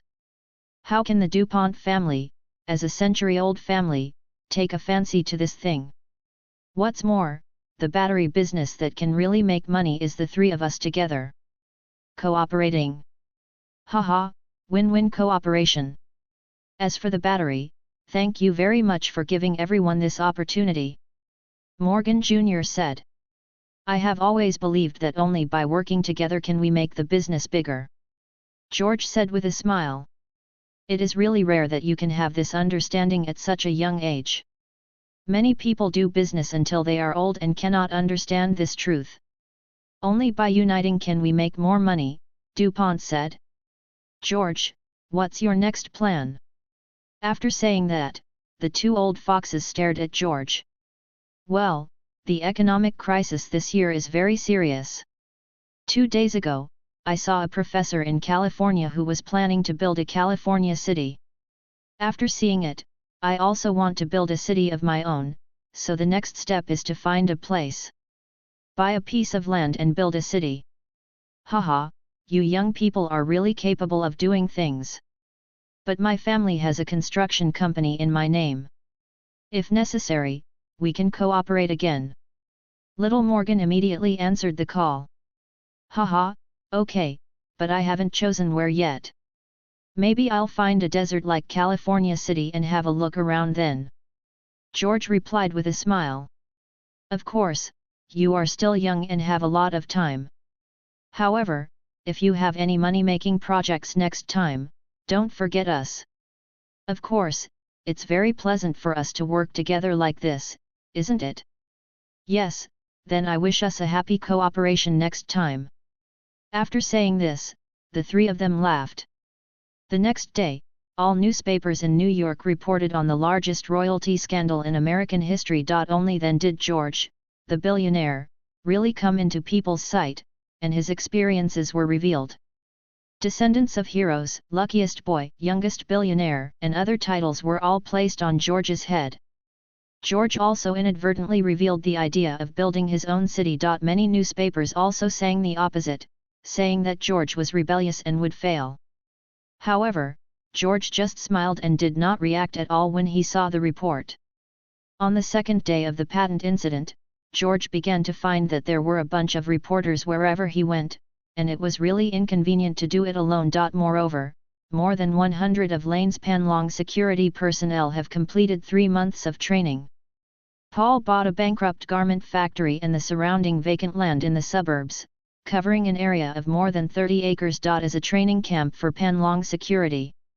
This time, George specially mobilized 5 people as a team to protect his own safety. Of course, it's just a show. If something happens, we still don't know who will protect whom. The next day, George arrived. A pharmaceutical company that had just been acquired was directly renamed Panlong Pharmaceutical by George. It's hard to imagine what it was like a decade ago when beverage companies like Coca-Cola were being promoted as cure-alls. This enterprise was prepared for the future production of penicillin. This thing is definitely not something that I can control by myself, but as one of the discoverers, I must get the maximum benefit. After the acquisition was completed, George just gave him a health product formula for digestion tablets. There is no need for a drug test for this kind of thing. As a health food, it can easily be marketed. The recipe is also very simple. Hawthorn and other digestion-stimulating fruits are beaten into a puree, shaped and dried. Anyway, it won't kill anyone, so that's great. End of this chapter. Chapter 49, Mingshiu Plank Road Darkness Chen Kang. Chapter 49, Mingshiu Plank Road Darkness Chen Kang. The next day, the Wells Fargo branch in New York also opened for business. On the opening day, people from Morgan Bank, DuPont, and automobile companies all sent people to congratulate and send flower baskets. Vito Corleone also came to congratulate George in person. A small opening ceremony turned out to be a lively event. The lively scene was also published in the next day's newspaper. At this time, George had come to Pennsylvania to inspect the broadcasting project again. Today's broadcasters are already very good. 3 times a day, morning and noon, 1 hour each time. Current news is broadcast in the morning, game broadcasts are broadcast at noon, and a collection of stories is broadcast in the evening. There will also be some music programs in between, but at this time they are all live performances. After a period of adaptation, George's Panlong broadcast was much better than Westinghouse's broadcast. It is said that all current Westinghouse broadcasting personnel are still temporary personnel, and the broadcasting address is still in a temporary tent on the roof of the building. However, George also drew on the design ideas of the recording studio when dealing with the acoustics of the broadcast studio. After giving the broadcast company the task of recruiting people as quickly as possible and then training them, George continued south to Texas. Because George is now a celebrity, he was announced by the local newspaper as soon as he arrived in Texas. Just like when he first arrived in Pennsylvania, there were reports that George was interested in buying land and building a city in Texas. Texas is the largest state in the southern United States and the second largest state in the United States, second only to Alaska. Texas is close to the Gulf of Mexico and has a coastline. Texas was once an independent country. The largest refining and petrochemical center in the United States is located in Houston, Texas. In fact, George really came to buy land. Spent a week in Texas. Then he contacted the State House of Representatives directly and proposed to purchase 3 pieces of land in Texas. These 3 pieces of land form a triangle. The largest area is 21 acres, located in the western desert region of Texas. This area is the Wolfkin Shale Formation of the Permian Basin. Another piece of land is a dense pine forest in eastern Texas, sandwiched in a triangle between Dallas, Houston, and Shreveport, Louisiana. The area is 15 acres. The other piece of land is located in Burke-Burnett, Oklahoma. This land is also a pasture, with an area of 7 acres for grazing. When these 2 states received George's purchase application, they were also very puzzled. Some people also doubted whether George had discovered something here. However, some people have already tried to explore the Wolfkin Shale Formation, which is basically a desert. As for that triangular area, at this time, this area was extremely backward. Although there are scattered villages and sawmills composed of houses with asphalt and paper roofs, there are few decent roads in this area and the population is very small. After suffering from consecutive years of drought, local white farmers are facing banks coming to collect debts. Therefore, many people speculate that this is the place chosen by George to build the city. As for the last piece of 7 acres of grassland in Oklahoma, others interpreted it as a signal that George wanted to engage in breeding. Therefore, the stock market in the breeding industry has risen because of the legend that George is interested in it. In order to get these 3 pieces of land as soon as possible, George also asked Wells Fargo and Paul to form a negotiation team and come to Texas. "Boss, this is Paul greeting George. Well, you're here. Thank you for your hard work. Have a night's rest first. Where is the person in charge of National Wells Bank?" George asked. "I'm here, boss. My name is Charlie." The man named Charlie replied. "Well, very good, Charlie, during the negotiation, you are responsible for all financial aspects, including the appraisal report. I do not ask for the price to be kept to the lowest, but I ask that these 3 pieces of land must be obtained." "Understood, boss." They both replied at the same time. "Okay, let's go back and rest. The train is quite hard all the way here." "Okay, thank you, boss." Charlie replied. After saying that, he took the lead and walked outside. Paul, who stayed behind, said again, "Boss, this is a film and television company and a publishing house that I bought. The film and television company is in Los Angeles, acquired by Harry, and the publishing house is in New York, and it was doing well before." "Okay, but because I invested my money in the stock market, and after I lost, I borrowed money from the mafia, and now I'm selling it cheap, I bought it." After handing all the information to George, he pulled out another picture and said, "This is the mechanical equipment you requested. It has been completed and is temporarily placed at the security base." "Well, good job, Paul. George confirmed. And boss, I have already screened 3 of the mining companies you asked me to acquire. This is the information of the 3 mining companies. Please take a look. Okay, let's put it here. We'll talk about this later. The task now is to get these 3 pieces of land. There are also newspapers to buy them. I want every state to have one of our newspapers. I understand, boss. After saying that, he also went out to rest. The arrival of Paul and his entourage certainly attracted the attention of reporters, and many reporters blocked the door of the hotel the next day. When George went out, he saw the reporters surrounding him, and then whispered to the security captain, and then the security personnel formed the first wall to keep the reporters out. Paul and the others immediately stood in front of George. George then raised his hand, gestured, and said with a slight smile, "Dear reporters, please don't be crowded. Being stuck here will affect the normal operation of the hotel. So, we can stand aside, okay?" After saying that, he took the initiative to walk aside. The flow of people also moved as George moved around. After arriving at the side, George said again, "Okay, this should be my second interview, so I will selectively return to 5 questions. So please raise your hand to ask, thank you." Then the camera's flash went off. Reporters also raised their hands to ask questions.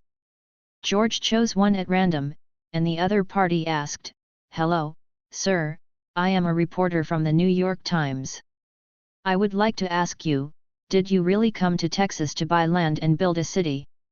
"Yes, I have seen a report before that a professor named Ned in California has purchased a piece of desert to build a city, so I also want to try and see what it is like to build my own city with my own hands.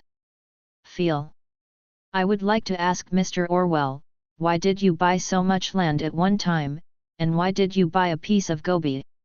"Okay, even though it's 2 questions, I still choose to answer. I bought 3 pieces of land at one time, just because the first piece of land is larger. I'm learning from Professor Ned, haha. And these 3 pieces of land have become a triangle can complement each other in the future. I plan to build that piece of Gobi into a factory, that piece of forest to build a city, and the last piece of land to be a supply base for vegetables and meat. In this way, a 3-dimensional city can be built. Also, here it's just a direction of my choice. I will go to California and choose 2 pieces of land. As for where it will end up, it depends on the decision of the State Assembly. Mr. Orwell, do you have a budget for building this city?" "No, because I haven't bought the land yet, so I can't make an estimate. However, the value of these lands needs to be evaluated by appraisers, and then we can discuss it slowly." "Mr. Orwell, someone calls you a lucky boy. What do you think of this title?"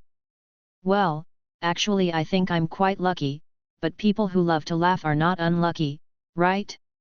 "Haha, there's one last question, think about it before asking it." George replied. "Choose me, choose me." Many reporters raised their hands as high as possible. "Okay, the last question is for this beautiful lady." George pointed to the female reporter who was squeezed out of the crowd. "Oh, what good luck," a reporter said. "Thank you, Mr. Orwell. I would like to ask you, as a billionaire, what are your criteria for choosing a spouse?" "Do you have a girlfriend?" the female reporter asked with a red face. "Haha." The scene was filled with cheers. "Haha, well, this is the first time someone has asked me this personal question in public. First of all, I don't have a girlfriend yet. And then I haven't considered my criteria for choosing a mate. Because I have always been busy and have no time. I still have some time to write. But I pay more attention to eye contact. So I can only say that I haven't met him yet. Well, I have something else to do. The next matter of purchasing the land will be the responsibility of our company president Paul. After all, I still have to school. Thank you everyone." After saying that, George was ready to move forward. The car that came to pick up George also arrived at the steps. Some reporters wanted to ask him, but they were stopped by security personnel.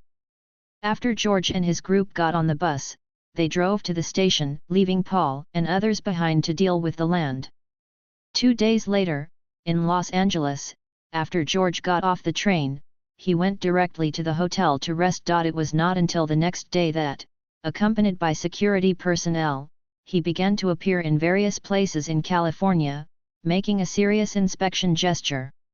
George's itinerary was reported in detail every day by the reporters following him. In order to be more realistic, George also looked at a piece of land of about 5,000 acres in Fairmont, Mariposa, California. Also a tract of land in Calaveras County, northwest of the town of Copello, in the Northern California region. George also asked Wells Fargo to hire an appraisal company to evaluate the 2 pieces of land. Because the area was relatively small and even privately owned, the procedure was very simple, so it was bought directly by George Yee at a very low price. And George's actions also contributed to Texas' advancement. On the 3rd day after George returned to Los Angeles, news came from Paul that he was already preparing for a meeting. The next day, George came to Hollywood, which is the place where dreams begin for everyone who pursues the dream of stardom. Since 1912, many film companies have established themselves in Hollywood. In 1913, Carl Laemmle established Universal Studios in Hollywood, marking a shift in film production from manual workshops to industrial production.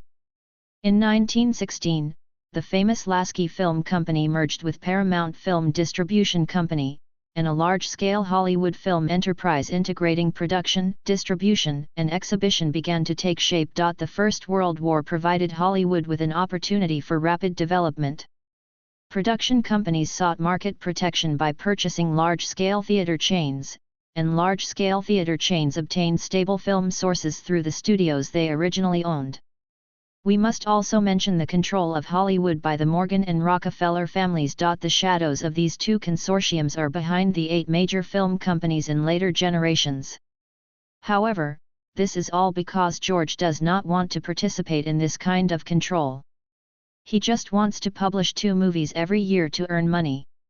After all, he has watched so many classic movies in his previous life. It would be a complete waste not to publish them. After getting off the car in front of this 5-story building, George looked at the company called Paid Pictures. Of course, it will now be renamed Panlong Pictures. This company was the film company that Paul acquired for himself. End of this chapter. Chapter 50 Playboy. Chapter 50 Playboy. George visited the company under the leadership of Jack Daniel, the company's general manager. Film production department. Performing arts department. Business department, finance department, administration department, legal department. Everything is available. Have your own signed actors. Sign a director and editorial team. With all the equipment, he is fully capable of producing a film independently, and he also has the right to distribute it. Judging from these conditions, this company definitely surpasses most film and television companies and is already considered very powerful. After convening a management meeting, Jack introduced George, the new boss. George just encouraged these people, and then everyone dispersed. But the head of the editorial department and the head of the entertainment department were left alone. The editorial department is responsible for editing film stories and reviewing submitted scripts. The responsibilities of the performing arts department are mainly responsible for signing artist contracts. Training, arranging performances. Things like casting actors for movies. Are there any new stories in the editorial department recently? George asked. I've been thinking about a story about an unlucky farmer recently. The outline of the story has basically been written, the head of the editorial department replied. Okay, you can polish it slowly. After you finish writing it, you can plan it. You can invest $2 and take a photo of it. George said. Before coming, George also knew about the current market. The films of this period were mainly short films. In addition, the company has all the equipment and facilities, so an investment of yuan is completely enough. In terms of performance, George didn't count on them at all, so it would be good if they didn't lose money. That's right, I have a script here, you can take a look. After George said that, he took out a stack of manuscripts full of text from the documents he brought. The title reads Final Safety. George remembers that this month, there will be a movie by the comedy master Chaplin, which will be released soon. The film is called The Story of a Child and tells the story of a poor London woman who abandons her illegitimate child in a car in front of a wealthy man's house. However, the car was stolen and the baby was dumped next to a dumpster. The glassmaker Charlotte passed by and picked up the baby and took him home to raise him. When the child grew up to 4 or 5 years old, Charlo took him out to work. The child first threw stones at someone's window, and then Charlo stepped forward to replace the glass. The father and son had a lot of fun. Later, the national charity organization wanted to send the child to a kindergarten, and Charlotte felt confused. Deciding to get the child back, he climbed over the roof, caught up with the speeding truck, and finally took the child into his arms again. Charlotte could not return to the attic where he had longed to live, so he took his children to a nightclub to stay. At this time, Xiao Lai Lizao's mother Bang Keizuyu already had money and offered a reward to find her child. Someone secretly took the child away from Charlo and returned it to his mother for money. In his dream, Charlotte came to the paradise of back alleys, where there were quarrels and laughter. When Charlo woke up, he found his mother and child standing beside him.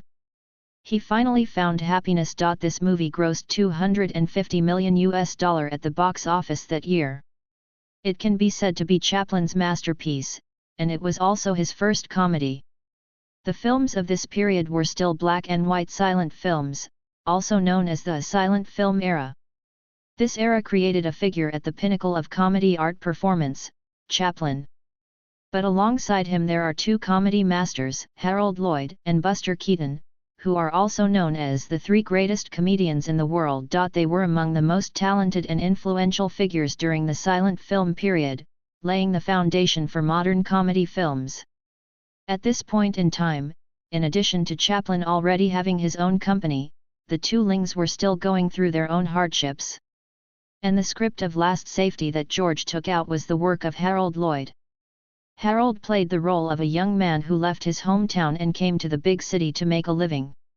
His life was so difficult that he could only work as a low-level clerk in a department store. On weekdays, guests boss him around, but in real life, Harold has to pretend to be a successful person and save money to buy gifts for his girlfriend. In the end, this white lie was about to be revealed when his girlfriend hurriedly came to visit him. For this reason, Harold racked his brains and tried every means to make up the lie for himself. For commercial promotion, the company hired a stuntman to perform a stunt by climbing from downstairs to the roof of the building. Unexpectedly, the stuntman had a dispute with a traffic police officer on the way and was unable to arrive. In order to explain to the onlookers, the department store had to let Harold act as an actor and perform stunts in full view of the public. Harold Lloyd, this bespectacled man wearing a straw hat and a nerdy appearance, also won the title of civilian hero because of the movie Last Safe and was recognized as the king of adventure comedy. The key reason why the movie left a deep impression on the audience lies in the thrilling and shocking climax of the final process, reckless and careless, funny and witty stunts, performed on the edge of a 12-story building, and the bottom is a noisy street with lots of traffic and people. One step follows another, step by step, like walking on thin ice. Each new floor encounters new difficulties, and the level of thrills is enough to attract the attention of the audience.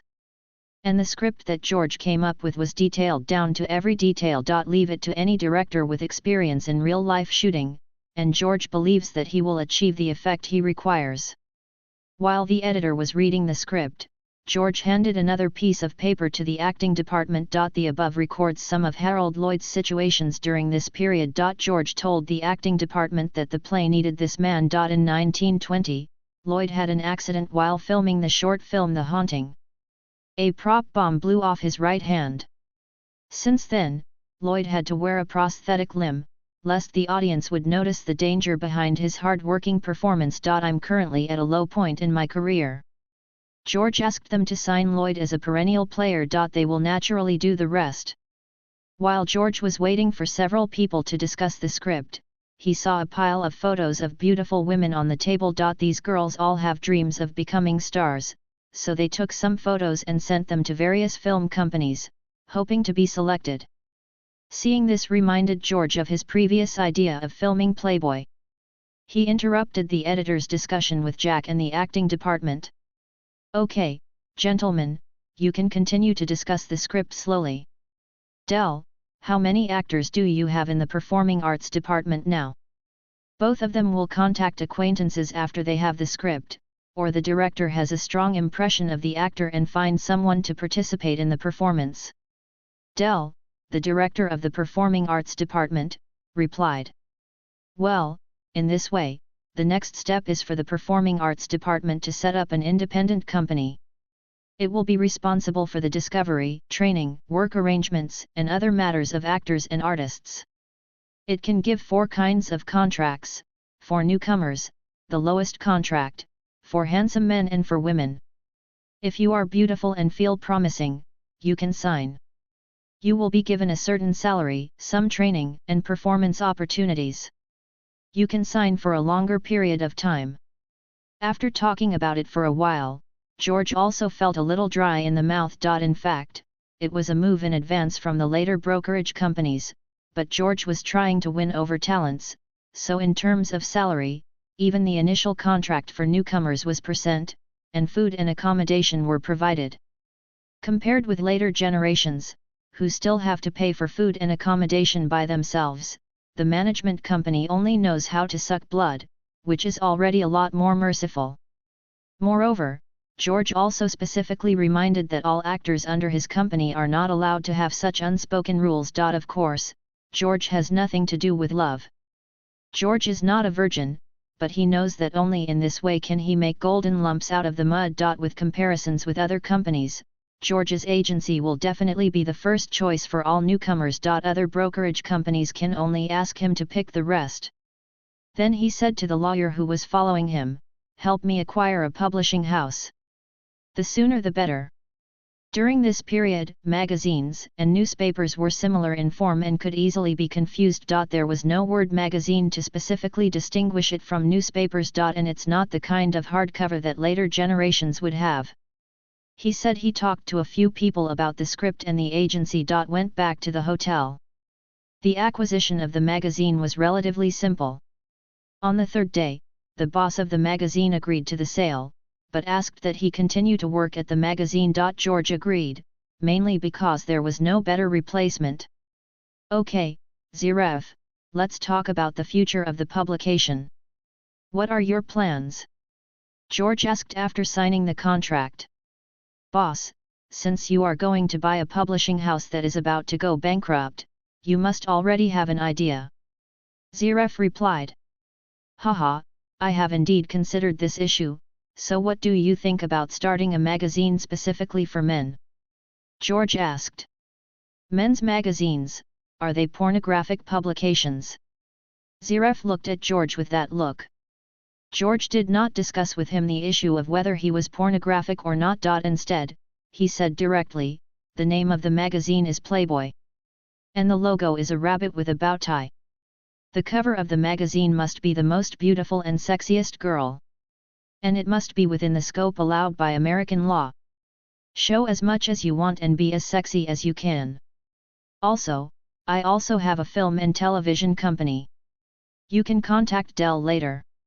If the cover character is suitable, you can sign her. However, each beauty can only log into 1 issue of Playboy magazine. Also, the magazine can also have a large number of exquisite color photos. Make people's blood swell when they see the name Playboy. Make it a paradise for beauties and men. Inside Playboy the photos are touted as having high taste and enjoyable but not obscene, and follow a high-style, middle-class entertainment consumption route. It allows male readers to understand a good life and makes it a life guide for urban men. Playboy is published monthly. In addition to nude photos of women, it also contains articles on fashion, food, sports, consumption, etc. It also contains short stories, celebrity interviews, and commentary on news and current affairs. Remember the tone of Playboy: national affairs are not our concern. We are not looking to solve world problems or prove some great moral truth. If only we could provide some an extra laugh, a distraction from the anxieties of the atomic age, and we felt like we'd justified our existence. Although our magazine has beauties, the style should not be vulgar but should be more elegant and refined. Today's American society is still a bit conservative. We must break tradition, emancipate our thoughts, and advocate freedom. I believe this will make our magazine stand out. Then George gave him instructions on how to bind and other things. But boss, if this happens, the cost will increase a lot. In addition, the cost of binding a magazine may reach $3. Then we will sell it for $3.5. Our target customers are not the general public, but the middle and high-level people. Only by treating Playboy as a luxury product can we make it better. Zeref nodded. Anyway, George is the boss now, so just do as he asks. And after thinking about the results, you can decide whether this method is feasible. Okay, let's make the arrangements next. Make the first sample and show it to me before selling it. As a boss, I have already described things in such detail. If I can't complete it anymore, I can only change it. People come and do it. End of this chapter. Chapter 51, Drawing Land to Collect Money. The next day, a week after George left Los Angeles and returned to school, good news came from Paul. 3 pieces of land in Texas had been secured. However, because the area is relatively large, this purchase directly cost George $4,500 million. But considering what I gained, it was all worth it. Let's talk about the largest piece of Gobi Desert first.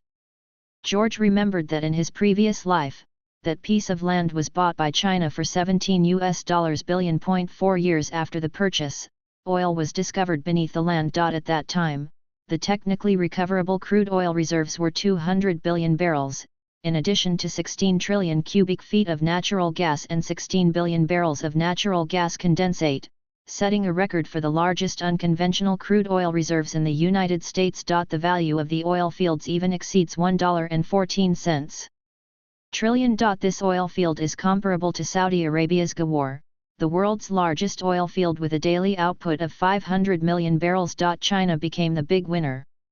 The second triangular forest area, under a total of 560 square kilometers of land, is the historically famous East Texas oil field. The East Texas oil field was not only the largest oil field in the United States, but also one of the largest oil fields in the world. Historically, the East Texas oil field was discovered in 1930 and has been the largest oil field in the United States since it was put into production. The last piece of land in a small town that produced 4 of America's oil tycoons. The oil resources underground can be imagined. In the end, the 2 pieces of land that George bought in California were not oil mines, but gold mines. The land in Pryor County can be surrounded by 5 mining sites, and they are all open-pit mines. With the improvement of technology, the average gold content of that gold mine has reached 1.15 g/t, and a total of 77.5 tons of gold can be recovered. In the last piece of land, the ore reserves of the deposit are 7 tons. The Bureau estimates that the ore reserves have a gold grade of 0.00 ounces/ton, with a total of 3 mining sites. These 5 pieces of land are only the higher quality mines in the United States that George chose. Like some other mines, George has not yet made large purchases due to money and other capacity issues. George had informed Paul when he left Los Angeles that he had acquired a qualified mining company. Then let the exploration team start to detect 4 places except the Gobi. The reason why there is no exploration of the Gobi is because the current technology is not yet developed. Spending time on this piece of land is not as good as developing the wealth that is easy to develop first. Moreover, the oil price at this time is still too low. I can develop it step by step and let the oil price soar for a while. George's behavior now is the same as that of horse racing and staking. Others were staking land, but George was staking money, but who allowed him to have this condition? On this day, George followed Osborne in the laboratory to observe germ experiments. Osborne had published a paper on penicillin with George as the first signatory half a month ago, and he was the second signatory. The paper specifically discusses that penicillin has significant inhibitory and destructive effects on many infectious bacteria that can cause serious diseases, and its bactericidal effect is extremely strong. This paper also attracted the attention of the college and was recommended to professional platforms by the college, but it has not been published yet.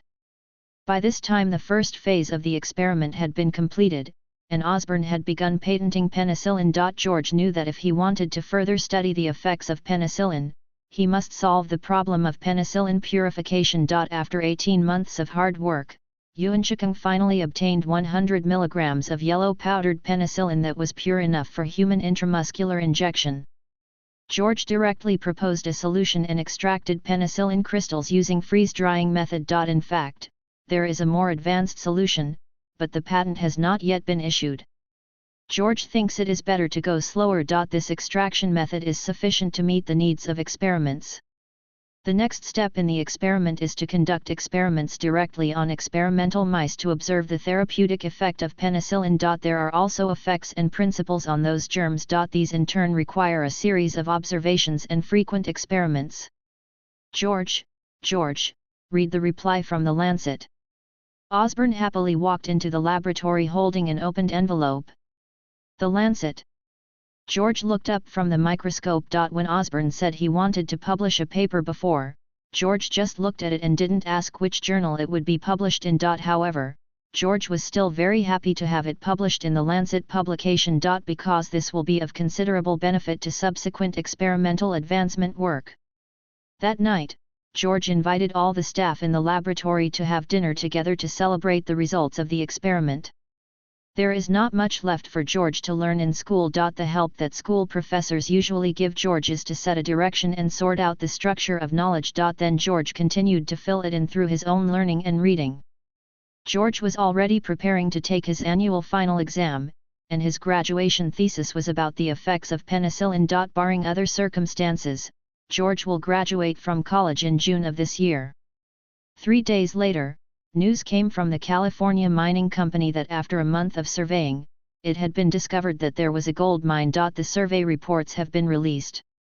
Next, George will have to consider development issues. The mining value of gold ore must reach more than 0.3 to 0.5 grams per ton. Both of George's mines have reached above this level, so they have great development value. Therefore, after a little thought, George prepared to mine these 2 gold mines himself. The greater advantage of mining by yourself is that you can successfully launder the more than 80 tons of gold in your own space. After George informed Paul of the decision by phone, he asked him to arrange all the mining matters. George also wrote a 145-page plan on the heap leaching gold extraction process and gave it to Paul. Heap leaching for gold extraction refers to the process of heaping low-grade gold ore or flotation tailings on the bottom material, and circulating and spraying sodium cyanide solution to dissolve the gold and silver in the ore to form a gold-containing precious liquid to recover gold. Gold craft 0.5-3G/T5080% 90%. But in fact, this process was used for leaching copper oxide ore as early as 1752. But this is the first time it has been used in a gold mine. After George told Paul about this method, Paul was very excited. He even proposed to register this kind of patent, but George still stopped him, because the knowledge used in the whole process has been discovered, so there is no patent issue. If you want to make money using this method, it's not impossible. There are 2 ways. Point 1 is to buy other people's low-grade mines and extract them again yourself. If this method can be kept confidential, it can gain benefits to a certain extent. The second is to directly use this method to negotiate with other mining companies to obtain one-time benefits. Why is it a one-time thing? Because there are a lot of tricks here. To put it simply, you can only cooperate once. If others know it well next time, will they still come to you for cooperation? So it can only be a one-time cooperation. In the end, George decided to charge a fee directly. The next day, George arranged for Paul to release the exploration results to the outside world. And asked Paul to send invitations to the top 20 mining companies in the world in his own name. These mining companies will definitely be present. After all, he may also be planning to sell the mine. As for the younger George, he was not invited. The day after the news was announced, many mining companies called to inquire whether they had any plans to sell or cooperate in mining, hoping to talk to George. But George already had a plan, so how could he change it? Let them wait for news. The next day's newspapers also reported the news. George figured this would bring another gold rush to California. A week later, the meeting was held in the Plaza Hotel ballroom. All the invited companies were present. After all, according to the data released by George, the two mines together may have 100 tons of gold. This is such a huge fortune that no mining company wants to miss. Hello everyone, I'm very happy to meet you here. Let me introduce myself first. My name is George Orwell. I invite you here this time because gold mines were discovered in the 2 pieces of California land I bought some time ago. George said first. Mr. Orwell, are you prepared to sell these 2 mines? At what price are you prepared to sell them? At this time, someone underground began to ask questions. Haha, that's it. I don't plan to sell these 2 gold mines. Then why did you gather us together? It's like this. I discovered a new type of technology. It can increase the utilization rate of low-grade ore to 90%. I don't know if you are interested. Orwell, is your method really feasible? If the cost is too high, it won't be realistic. Someone asked at this time. Haha, no, my newly developed method has simple technology and low cost. I can guarantee this. I called you here today just to talk about this business. Of course, if you don't believe me, we will another way you can use is to sell low-grade ore to me a second time. We can recycle the ore at a certain discount based on the unit gold content. When the mining companies present heard what George said, they immediately understood that maybe this method was really feasible. Otherwise, George would not be able to call so many mining companies at the same time, and he would not be able to offend so many mining companies at the same time. So Orwell, what are your conditions? You can't publish the method for free, can you? Of course, you are among the largest mining companies in the world. You must have had a batch of low-grade ores in your hands before, and felt that there was no mining value. Now, with the plan I provide, these wealth will be used again. As I said just now, you can sell low-grade ore directly to me. Of course, I invited you here today because I want to make friends with you, so you can also directly pay $500 million to obtain this method. We will teach you. Yes, you can also teach on-site. The premise is that you sign a confidentiality agreement after purchasing the method, and you cannot disclose the method within 1 year. Mr. Orwell, is this price too much? Haha, everyone needs to understand 2 things. The first is that you must have a lot of low-grade ores in your hands, which is a fortune. The second is that you can use the time difference to acquire a batch of low-grade ores. Mine. In this way, the money will be earned back. Our company also wants to make friends with you, and is willing to trade the plan to you because we don't want to be alone. In fact, 500 million is really cheap for these companies, because George invited the top 20 companies in the world. The reason why these people still bargain is because it is the nature of businessmen not to talk outside. You can also think about it. Let's get to know each other today and you can tell me the answer tomorrow. George said. Haha, no need, I believe Mr. Orwell will not cheat us for this little money. In this case, I will sign this agreement first. At this time, in Lille, the head of Cliffs Natural Resources Company in the United States. After George saw someone expressing his stance, he raised the water glass in his hand and made a slight gesture after raising it. After others saw someone taking a stand, they also expressed their willingness to cooperate and accepted the offer. Everyone agreed to sign the agreement the next day and leave the meeting. George knew that from the moment the meeting ended, there would be a wave of acquisitions of low-grade mines around the world. These big companies will never miss this opportunity to make a fortune. Sure enough, the next day, a large number of small companies with low-grade ores were merged and acquired on the stock market. George believes that there are more people rushing to companies that are not listed on the market to negotiate acquisitions on the spot. Still in the hall yesterday, George signed contracts with 20 mining companies. After the companies paid their checks, George had a 145-page mining plan sent to each company. A round of experiments was also conducted on site and presented to various mining companies. This time, the mining company also brought technical personnel in advance. After discussion by these technical personnel, they finally came to a technically feasible conclusion. In the evening, George held a small banquet again. The heads of these companies were also very generous in staying. As for the acquisitions their company is making, of course someone will do it. This time George can be said to be giving them money, and all companies will owe George a big favor. Thanks to book friend and Lil One for the recommendation vote, thank you. End of this chapter. Chapter 52 Oil Companies. Chapter 52 Oil Companies. Through yesterday's profit, George once again earned $1 million. It can be said that this was the easiest time for George to make money. The ancestors said that there is a golden house in the book, but it is absolutely true. Although this time George once again made a fortune of million, there was no report in the newspapers. Everyone now hopes to keep it secret for as long as possible, so that they can have more room to operate. However, the day after the contract was signed, I received another invitation to a party hosted by Morgan Bank. It was held just 3 days later at an estate of the Morgan family in New York. On the day of the party, George attended the party wearing a white suit. Because George did not have a girlfriend, he did not bring a female companion. In fact, it is usually best to invite a lady to attend such a banquet. This manor is located in the middle of Long Island, surrounded by green trees and has an elegant environment. Good scenery. The manor covers an area of more than 15 acres, with buildings of various types, 3 guest villas, private roads, artificial lakes, golf courses, and forest parks. The main villa is a 3-story building located on a hill, overlooking Long Island Sound. These were introduced to George by the butler who led the way.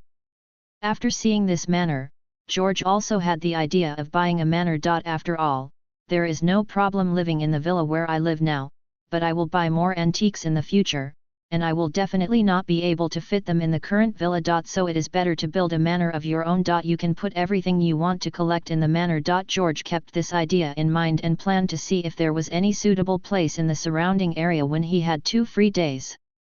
At the dinner, George attracted a lot of attention when he appeared. Most of them are women. Not bringing a female companion to the banquet is a sign of being single, and George looks so handsome now. George had just taken out a cocktail from the waiter's plate. Little Morgan over there also saw George's arrival. George also saw little Morgan and raised the wine glass in his hand slightly in advance to show respect. After George had dealt with the first wave of beauties who came to chat with him, little Morgan had already walked up to him and said, "How about it, George, do you have anyone you like? You young people should be bolder, someone as good as you is, but it's very popular." Haha. I still have to study now, and there are still many things to deal with in the company. I really don't have time to have a girlfriend. Would you like me to introduce you to one? I have a niece, but she is the apple of our Morgan family's eye. She is about the same age as you. You can give it a try. Haha, thank you for your kindness. I don't want to fall in love yet. There are too many things going on recently. Okay, but I'll introduce you to you first when I get the chance. Haha, welcome, George. After that, he had a drink with George.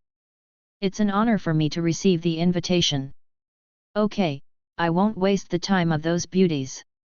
George, there is another reason for inviting you here today. I heard that you purchased several pieces of land recently, right? Yes, in California and Texas. George, you know, many people call you lucky boy now. Because there are gold mines discovered in California where you bought it. Haha, yes, I am quite lucky. George replied. Well, that's it. George. Recently, the Rockefeller family contacted me and wanted to cooperate with you. They are engaged in oil. What opportunities can I have for cooperation with them? Rockefeller, George knew. His wealth reached an unimaginable level. As the oil king, Rockefeller almost controlled the wealth code of the American oil industry at that time. As the first billionaire in the United States in the 19th century, Rockefeller's life was full of legend. He was not born standing on the shoulders of giants like other rich men. Instead, he relied on his own hands and keen sense of smell to achieve success step by step. His way of making money has been pursued by countless civilians. He was born in a poor township. His career efforts were almost entirely due to his own efforts, and because of this, Rockefeller was regarded by many as a real money-making hero. Rockefeller's life is full of legend, and his success was both accidental and inevitable. He possessed wisdom and insight that is unmatched by ordinary people. He was not complacent about petty profits. In a war-torn era, he relied on his courage to survive. Earning profits is really rare. His experience could fill a thick biography, and George admired him very much. The family is now headed by John D. Rockefeller Jr. George, actually many people believe in your luck. Geologists have published articles before saying that there may be oil fields in Texas. So, if Rockefeller wants to meet you, how about it?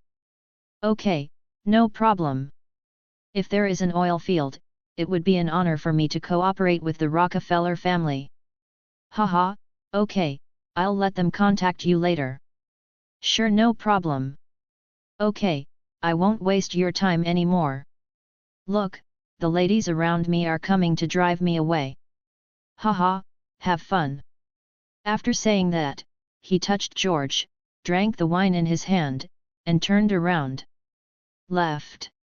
The next day, in the company office, materials from more than 50 newspapers were placed on the table. These newspapers are not the ones with the largest circulation in the area. It can only be described as average. Because those companies with the largest circulation generally have their own backers behind them. Either a local chaebol or a national family. Behind this is the issue of the right to speak. Foreigners are also very good at playing public opinion wars. Today's social conditions cannot be as relaxed as they were in the 19th century.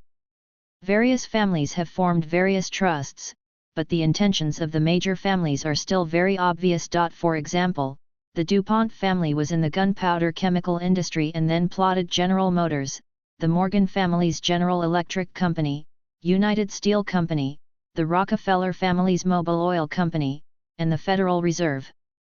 Their intentions can be seen from the names of these companies.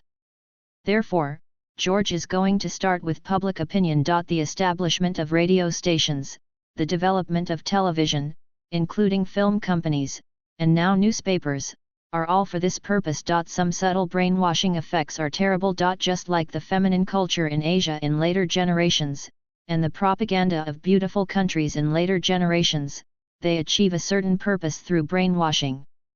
With these preparations of his own, George felt that the brainwashing, spiritual spreading work would be much smoother in the future. George looked at the more than 50 newspaper materials in front of him, but did not read them carefully because it was completely unnecessary. After issuing the newspaper's philosophy of authoritatively publishing national policies, quickly reporting on current affairs, rationally commenting on social and cultural hot spots, and objectively reflecting social sentiments, the newspaper continued to operate. Playboy had previously sent samples to them. After reading them, George removed some meaningless filler articles and added a recommendation article introducing Lincoln's new cars. Then let them publish according to this. And George also asked the publisher to publish the book Problems for Smart Children. After returning to the villa, George received an invitation from the Rockefellers, inviting him to meet at the Rockefellers' manor. The next day, the motorcade drove to the Rockefeller estate. The Rockefeller family headquarters is in Westchester County, New York State, located on the upper reaches of the Hudson River, an hour's drive from Manhattan Island, New York. It covers an area of 3,400 acres and is comparable in size to a small town. The main part of this manor was built by family founder John Davidson Rockefeller at the turn of the 19th and 20th centuries. It is surrounded by gardens, fountains, race courses, and art sculptures, and the scenery is pleasant. The motorcade arrived at the entrance of Rockefeller Manor, and there was already a group of people waiting to greet them at the entrance. The butler looked into the car and said respectfully, "Is this Mr. George? The master asked us to welcome you here. Mr. George, please come in. The master is waiting for you in the lobby." The motorcade entered the manor. As soon as the car stopped, the servant stepped forward and opened the door. George got off the car and saw a middle-aged man standing in the hall. George walked over with a smile. "Mr. Rockefeller, nice to see you." George had seen information about this Rockefeller before. He was in his prime and an important figure in the Rockefeller family. He is the son and sole heir of billionaire John Rockefeller, the founder of Standard Oil Company, and the father of the famous 5 Rockefeller brothers. Known as Junior John Rockefeller to distinguish him from his more famous father. George's deepest impression of him is that John Jr. has donated more than $5 million to educational, religious, cultural, medical, and other charitable organizations throughout his life. He is a rare sincere philanthropist among capitalists. Rockefeller stretched out his hand to shake George's hand, and said with a smile, "Haha, I am very honored to meet you, a young and promising billionaire. Come, please sit down, and let's talk slowly. What do you want to drink?" "Tea, thank you. I also like to drink tea." Rockefeller took George to a small living room and sat down. Neither the people brought by George nor the servants in the manor followed. Only the butler stood aside from a distance. "George, I am very interested in your land in Texas. Some experts have speculated before that there will be oil fields in Texas. But this is just confirmed news, isn't it?" "Haha, I believe in your luck, but I don't know if you, George, are interested in working together." "No, I once said that only by making money together can we make our business bigger." "Well, that's a good idea. The Rockefeller family has the most advanced oil detection technology in the United States. I believe that if there is oil under my land, then it would be a good choice to cooperate with the Rockefeller family. So, do you have any opinions about cooperation?" "Well, in view of the fact that it has not yet been proven whether there is oil, and the land itself is owned, I am willing to bear most of the risks. These are some cooperation terms I have prepared. You can take a look at these terms carefully. This can avoid Standard Oil's early losses to the greatest extent." After speaking, George handed over a contract that he had worked out with many accountants and lawyers. Of course, it is already good that George can cooperate with the Rockefeller family to share part of the oil profits. If it were not for the political capital behind these big families, he could leave anyone alone and go it alone. Even if the quality of the oil being mined does not meet the processing standards of Standard Oil, the advantage is that the quantity is large, and it is possible to use low prices to carve a bloody trail in the crude oil market. But in this case, Standard Oil will definitely be severely impacted, which will form an irreconcilable hatred with the Rockefeller family. George is definitely not afraid of these families in terms of force, but as long as George is not ready to go against the government, some things cannot be erased. George is still too weak in terms of political capital, and there is nothing he can do about it. The time for him to make a fortune is still too short. But we still have to take advantage, so that contract came into being. Of course, this is only now, and you won't be able to say that you will take advantage in the future. George added, "Mr. Rockefeller, you know that I majored in biology and am also very interested in medicine. The Rockefeller family's medical laboratory is top-notch. I want to buy your family's medical group. Some stocks. Today is the first day of the Lunar New Year. Happy New Year to everyone here at Zutu. May your family be in good health, may everything go well, and may all your wishes come true. Good luck in the year of the rabbit." End of this chapter. Chapter 53 Resurrection. Chapter 53 Resurrection. Like traditional Chinese medicine, medicine around the world used plants and herbs derived from nature before the 20th century. How did it later change to using artificial, petrochemical-based compounds to only target disease symptoms? It all began with the intervention of two industrial giants, Rockefeller and Carnegie, who were interested in establishing a single industrialization-based approach to medicine. This single agenda quickly destroyed various other models of medical education. Medicine as a whole was purged and placed under the rule of a single centralized medical oligarchy. Gone is the return of real medical research, replaced by an authoritarian medical model.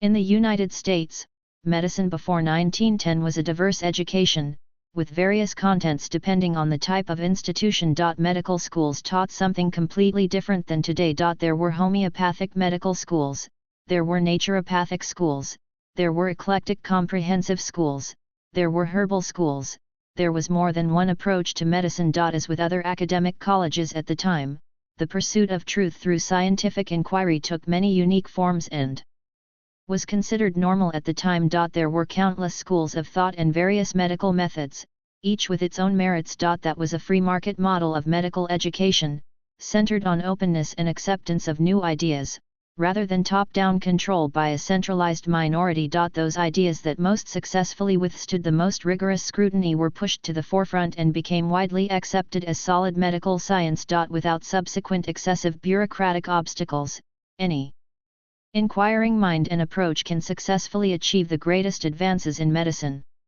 In 1910, the Flexner Report, sponsored by Rockefeller and Carnegie, organized an evaluation of omissions and omissions in 155 medical schools across North America, effectively manipulating public opinion and transforming the original medical education in the United States.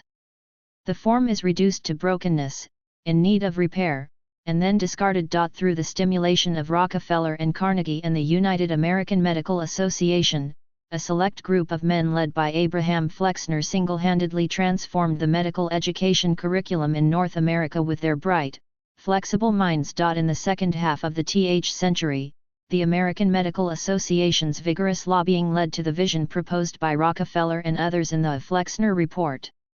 Strictly branded and systematic empirical medical education. In the context of such a covered plan to eliminate many legitimate forms of medicine, it is easy to transform medicine into one that dispenses prescription drugs as a standardized treatment to establish medical diagnostic classifications. Before the Flexner Report, there was no real pharmaceutical industry and no governing body regulating the medical curriculum. That quickly changed when the oil industry saw the potential benefits behind it. The report says that the vast majority of schools are not teaching medicine.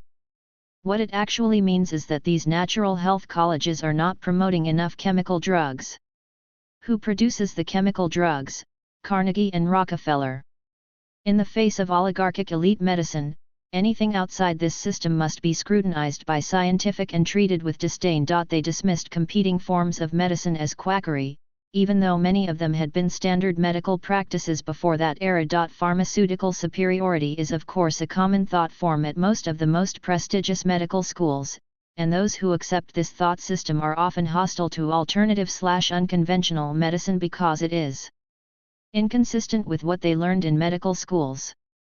Contradictory content taught. It is not that these competing alternative treatments are ineffective, but that they threaten the carefully woven profit and power interests of the medical oligarchs who have plundered their monopoly on medicine since the publication of the Flexner Report.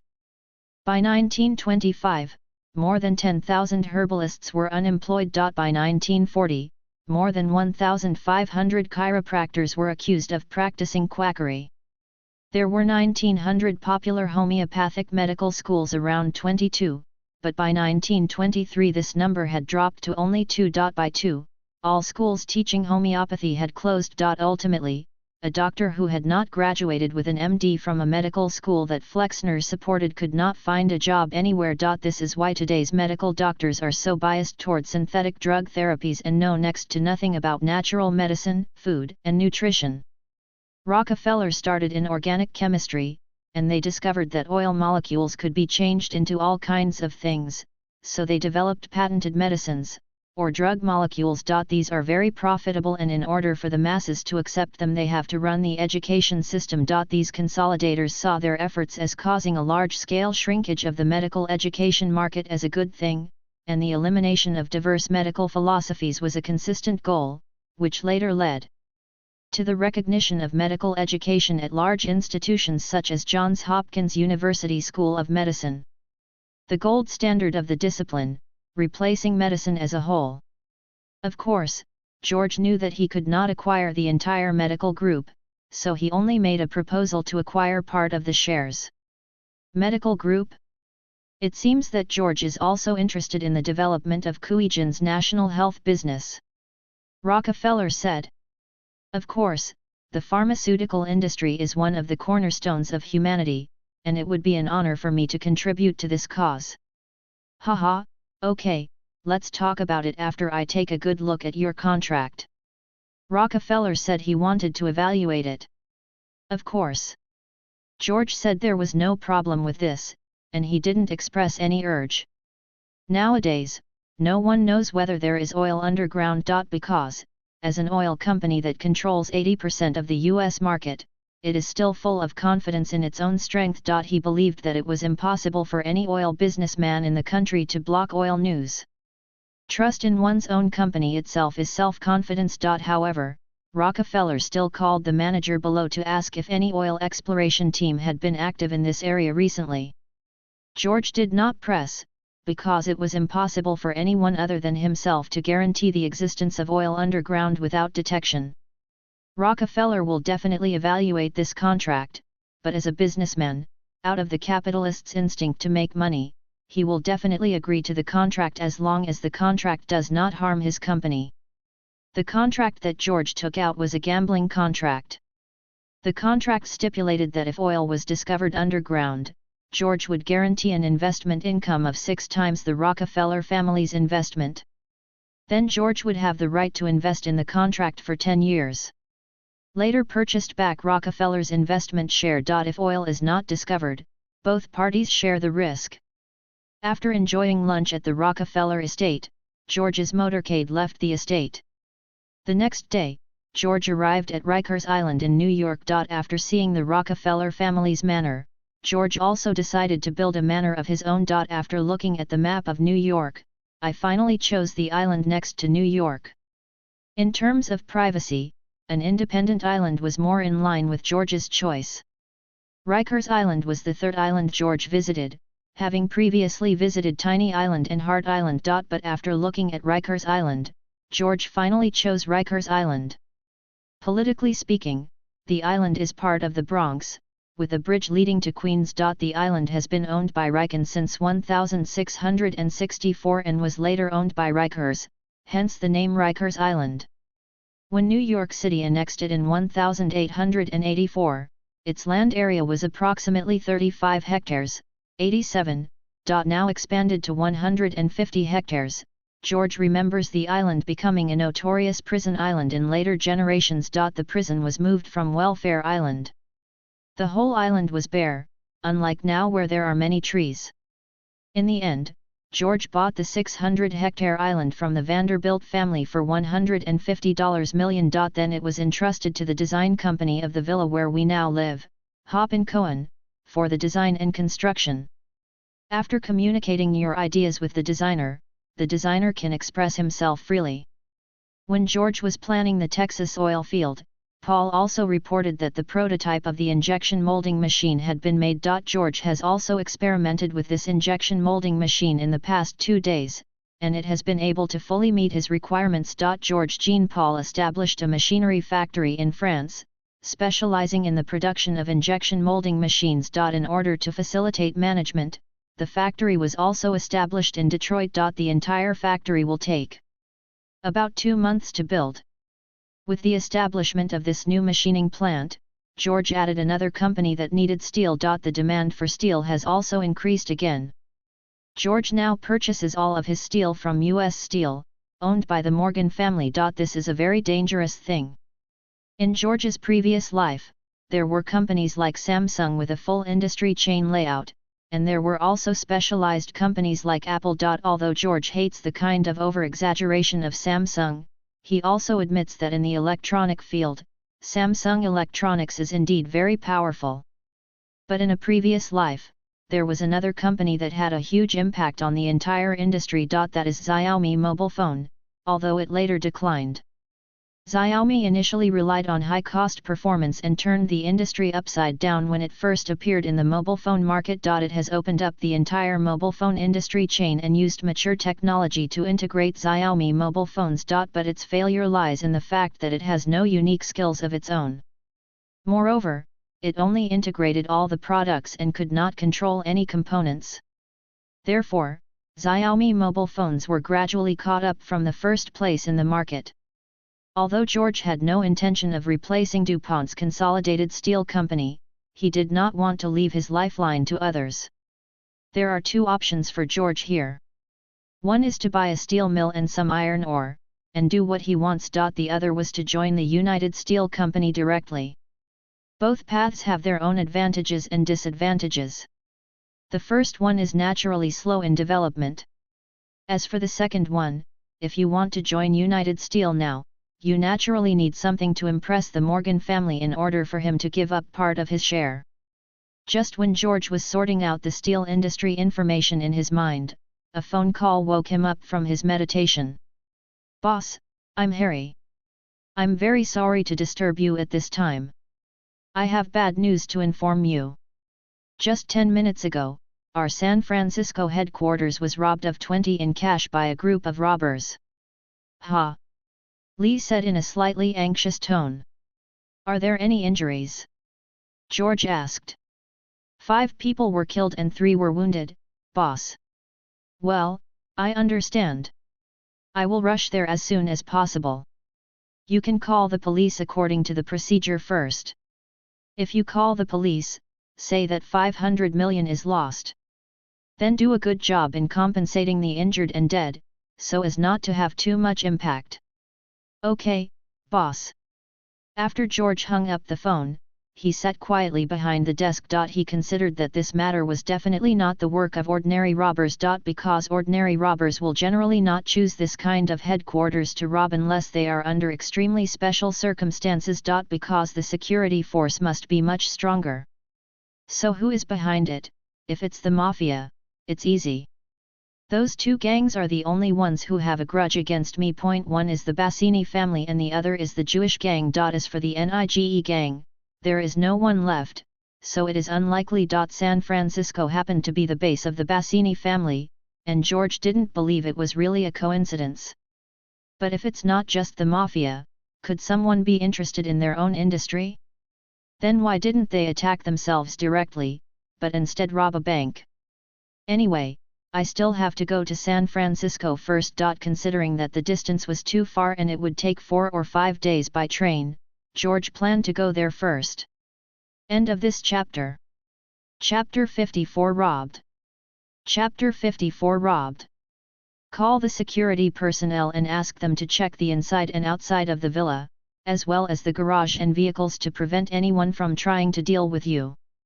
Then he picked up the phone and dialed the security station where Ryan was located. "Ryan, this is George. There is a problem in San Francisco. This time it is time to show the effect of training." "Well, do we have to bring everyone there?" "No, but let's bring half of the people.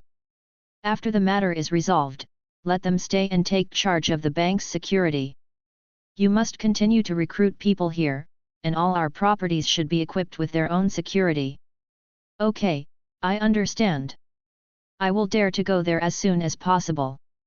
After chatting with Ryan for a while about the information and arrangements in San Francisco, George said, "See you in San Francisco, Ryan." Seeing the security knocking on the study door, after George signaled to come in, he heard the security guard say, "Boss, a remote-controlled bomb was found in the car and has been defused now. Do you need to call the police?" "Well, there is no need to call the police. I understand. I will go to San Francisco tomorrow. You guys will stay behind and be responsible for the security of the villa." "Okay, boss." When George knew that explosives were installed in his car, he guessed that this was not a simple bank robbery. It was calculated over there to use the robbery to attract his attention. If he drove to the train station, someone in the dark would detonate a bomb. As for calling the police, forget it.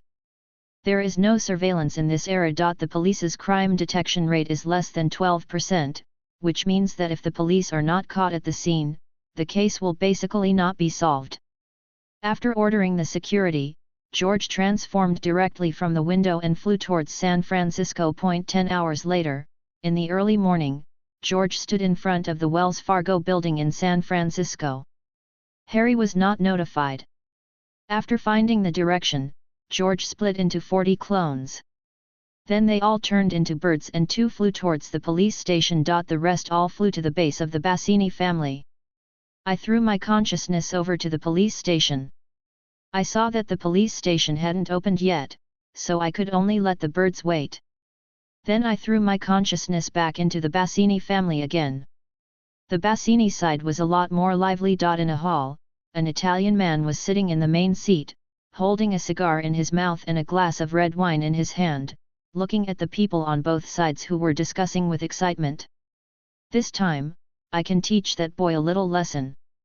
Yes, they didn't do the wine business with us before, which caused our family to lose too much. Yes, although there is no shortage of wine in small workshops now, and you can always get it if you think of ways, wine of the same quality as before is too rare. I heard that several other families can now earn nearly $40 a month. This is just a monetary gain, and they have also hooked up with many big shots. Well, the underground restaurant business also brings in a lot of money. Because the quality of our drinks is not good, our income from the restaurant is much lower. Well, let's publicize the news that China Wells Bank was robbed later and see who else dares to save money there. Haha. Okay, that's it for the time being. Have the people in charge made arrangements? Bassini asked. Don't worry, they are in the manor. After the storm passes, we will arrange for them to go back to their hometown to hide. Well, each of them will keep $5,000 of that money, and the rest will be confiscated. Is there any news from the bank now? Master, the bank just went to report the crime, but there was news from the police station that the bank called the police and said that 500 million was robbed. Haha, I think they want to blame the losses on other deposit users. But things will not end that simply. Bassini said while taking a sip of red wine. Okay, let's all disperse. Since there's nothing going on today, I guess there won't be anything. I thought that kid was too powerful before. Maybe there was something else hidden the night the Jewish gang was wiped out. Maybe it wasn't him. Haha, okay, head of the family. How can a kid who has just grown up be so powerful? You can rest, we will keep an eye on the outside world. After saying this, everyone on both sides stood up and bowed slightly to Bassini. Withdrew. When George, who turned into a bird, heard this, he already knew that the Bassini family must be responsible for this case. In fact, George had already made assumptions before coming. Even if it wasn't done by the Bassini family, as local snakes, they would definitely know something. That's why dozens of clones were arranged to monitor the Bassini family. I just didn't expect that I would get the answer I wanted as soon as I arrived. If he just wanted to vent his anger, George could go out and destroy the Bassini family now. However, they had previously planned to use the Bassini family as an example for Panlong security to establish prestige, so naturally they could not just let them go. Moreover, whether there is any other hidden secret in this matter still needs another trial.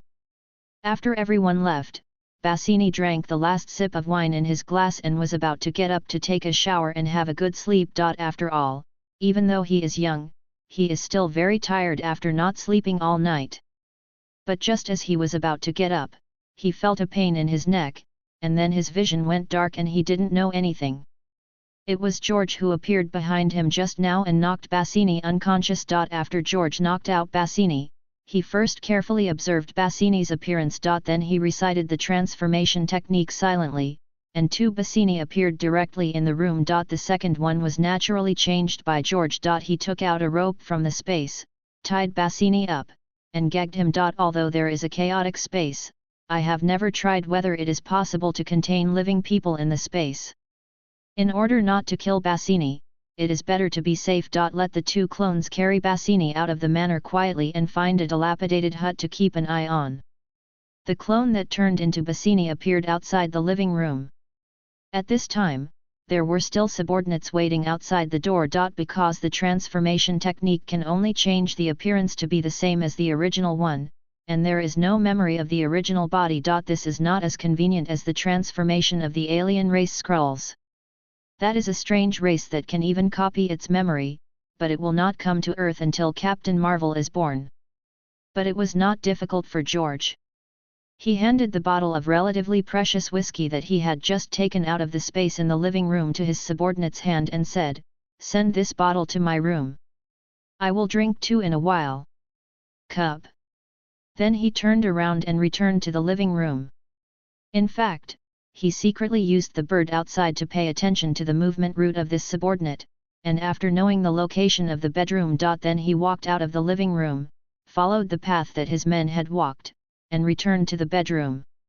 Before entering the bedroom, he paused for a moment and said, "Notify all the leaders and military advisors to live in my manor these days and are not allowed outside. We need to keep a low profile and not relax our vigilance." After that, he opened the door and walked in. "Okay, head of the family." After the subordinate replied, he helped Bassini close the door before turning around and leaving to inform other members of the family. George entered the room and felt relieved after first observing that he lived alone. Because the hardest person to deceive is always the person next to you. If Bassini didn't live alone, and there was a woman or something, it would be really difficult for George. There was no need to sleep anyway. After observing for a while and seeing that there was no hidden door or anything, I sat down on the chair behind the desk in the room. George arranged for this clone to disguise himself as Bassini in the past few days and then left the manor. Because it was still early, the bank probably wasn't open yet. Therefore, George turned his consciousness to a clone guarding Bassini. Bassini slowly woke up from his coma and felt that he was being tightly tied up. I tried to break free twice and found that nothing was loose, so I was no longer doing useless work. Just as he was about to raise his head and look around, he heard a voice coming from behind the quilt. "Mr. Bassini, are you awake?" Then Bassini saw a pair of shiny leather shoes appearing in front of his eyes. Unfortunately, because he was facing down, no matter how much he raised his head, he could only see the position of the opponent's knees. "Who are you? Do you know who I am?" "My friend, if you want to ask for money, I can pay you a large sum of money. As the head of the mafia, Bassini himself has done kidnapping. I know that if I don't see the other person's true face and the other person is just seeking money, then I still have a chance to survive." But no matter who it was, Bassini knew that it was not someone he could afford to get out of the manor. Could it be that they are going to kill the donkey over there? Bassini did not dare to think further and could only keep saying, "Please spare me, I am willing to pay for my life." "Haha, Mr. Bassini is really interesting. You are offering money to redeem your life. Are you going to use my money to redeem your life?" Hearing this, Bassini's heart skipped a beat. He had already vaguely guessed the identity of the person who brought him out, but he still pretended not to know and said, "I have money myself, friend, as long as you let him go. I won't call the police." "Haha, are you still pretending?" After saying that, George kicked Bassini on the shoulder and kicked Bassini 3 meters away and hit the wall. Because I didn't want to kill Bassini yet, I didn't use too much strength. It was just a clever move that helped him turn over. Of course, the pain was still very painful. But Bassini closed his eyes immediately after his back hit the wall. Then a painful sound of hum came out of his mouth. "Okay, Mr. Bassini. Open your eyes. You are also the patriarch of a mafia family. Don't let me look down on you." In fact, what Bassini is thinking now is, "You should look down on me, let me close my eyes, there is still hope of living. If you see the true face, there will be no room for relaxation, therefore, Bassini still closed his eyes tightly. Since Mr. Bassini doesn't want dignity, then don't blame me for not giving you dignity. After speaking, George took out the rhino pistol from the space that had not been fired a few times. Turn the left wheel deliberately to make a clicking sound. George noticed that with the clicking sound, Bassini's eyelids twitched. Let me introduce myself first. Mr. Bassini may have heard of my name. My name is George Orwell, so the reason why I asked Mr. Bassini is probably clear to you. I only have one question, except Brazil. The Ni family and those people took action together. If you tell me, I can save you from suffering. If you don't tell me, then you will take the blame for your friends. At this time Bassini also knew that he could no longer pretend, so he could only open his eyes and said, Mr. Orwell, I'm really sorry, I don't know what you are talking about. Haha, it seems that Mr. Bassini is still a reliable friend. He is still thinking about your friends. I just don't know if your friends will avenge you after I destroy the Bassini family. After hearing this, Bassini was stunned. Then he said with a frightened face, Mr. Orwell, I really don't know anything. Please let me go. I am willing to hand over all my property. And I am the patriarch of the Mafia family. If I kill my family, the American Mafia Congress will definitely avenge me. This is written in the Congress's charter. Oh, are you threatening me? But you were the one who robbed my bank. Isn't it difficult that I can't retaliate even if I take the stolen goods? Haha, I heard the conversation you had with your men before. It's clear. End of this chapter. Chapter 55 Panlong Security. Chapter 55 Panlong Security. Seeing that he couldn't hide it, Bassini said, Mr. Orwell, I can tell you everything I know, but please let my family go. After a while, George walked out of the room, and Bassini had been taken into the space by him.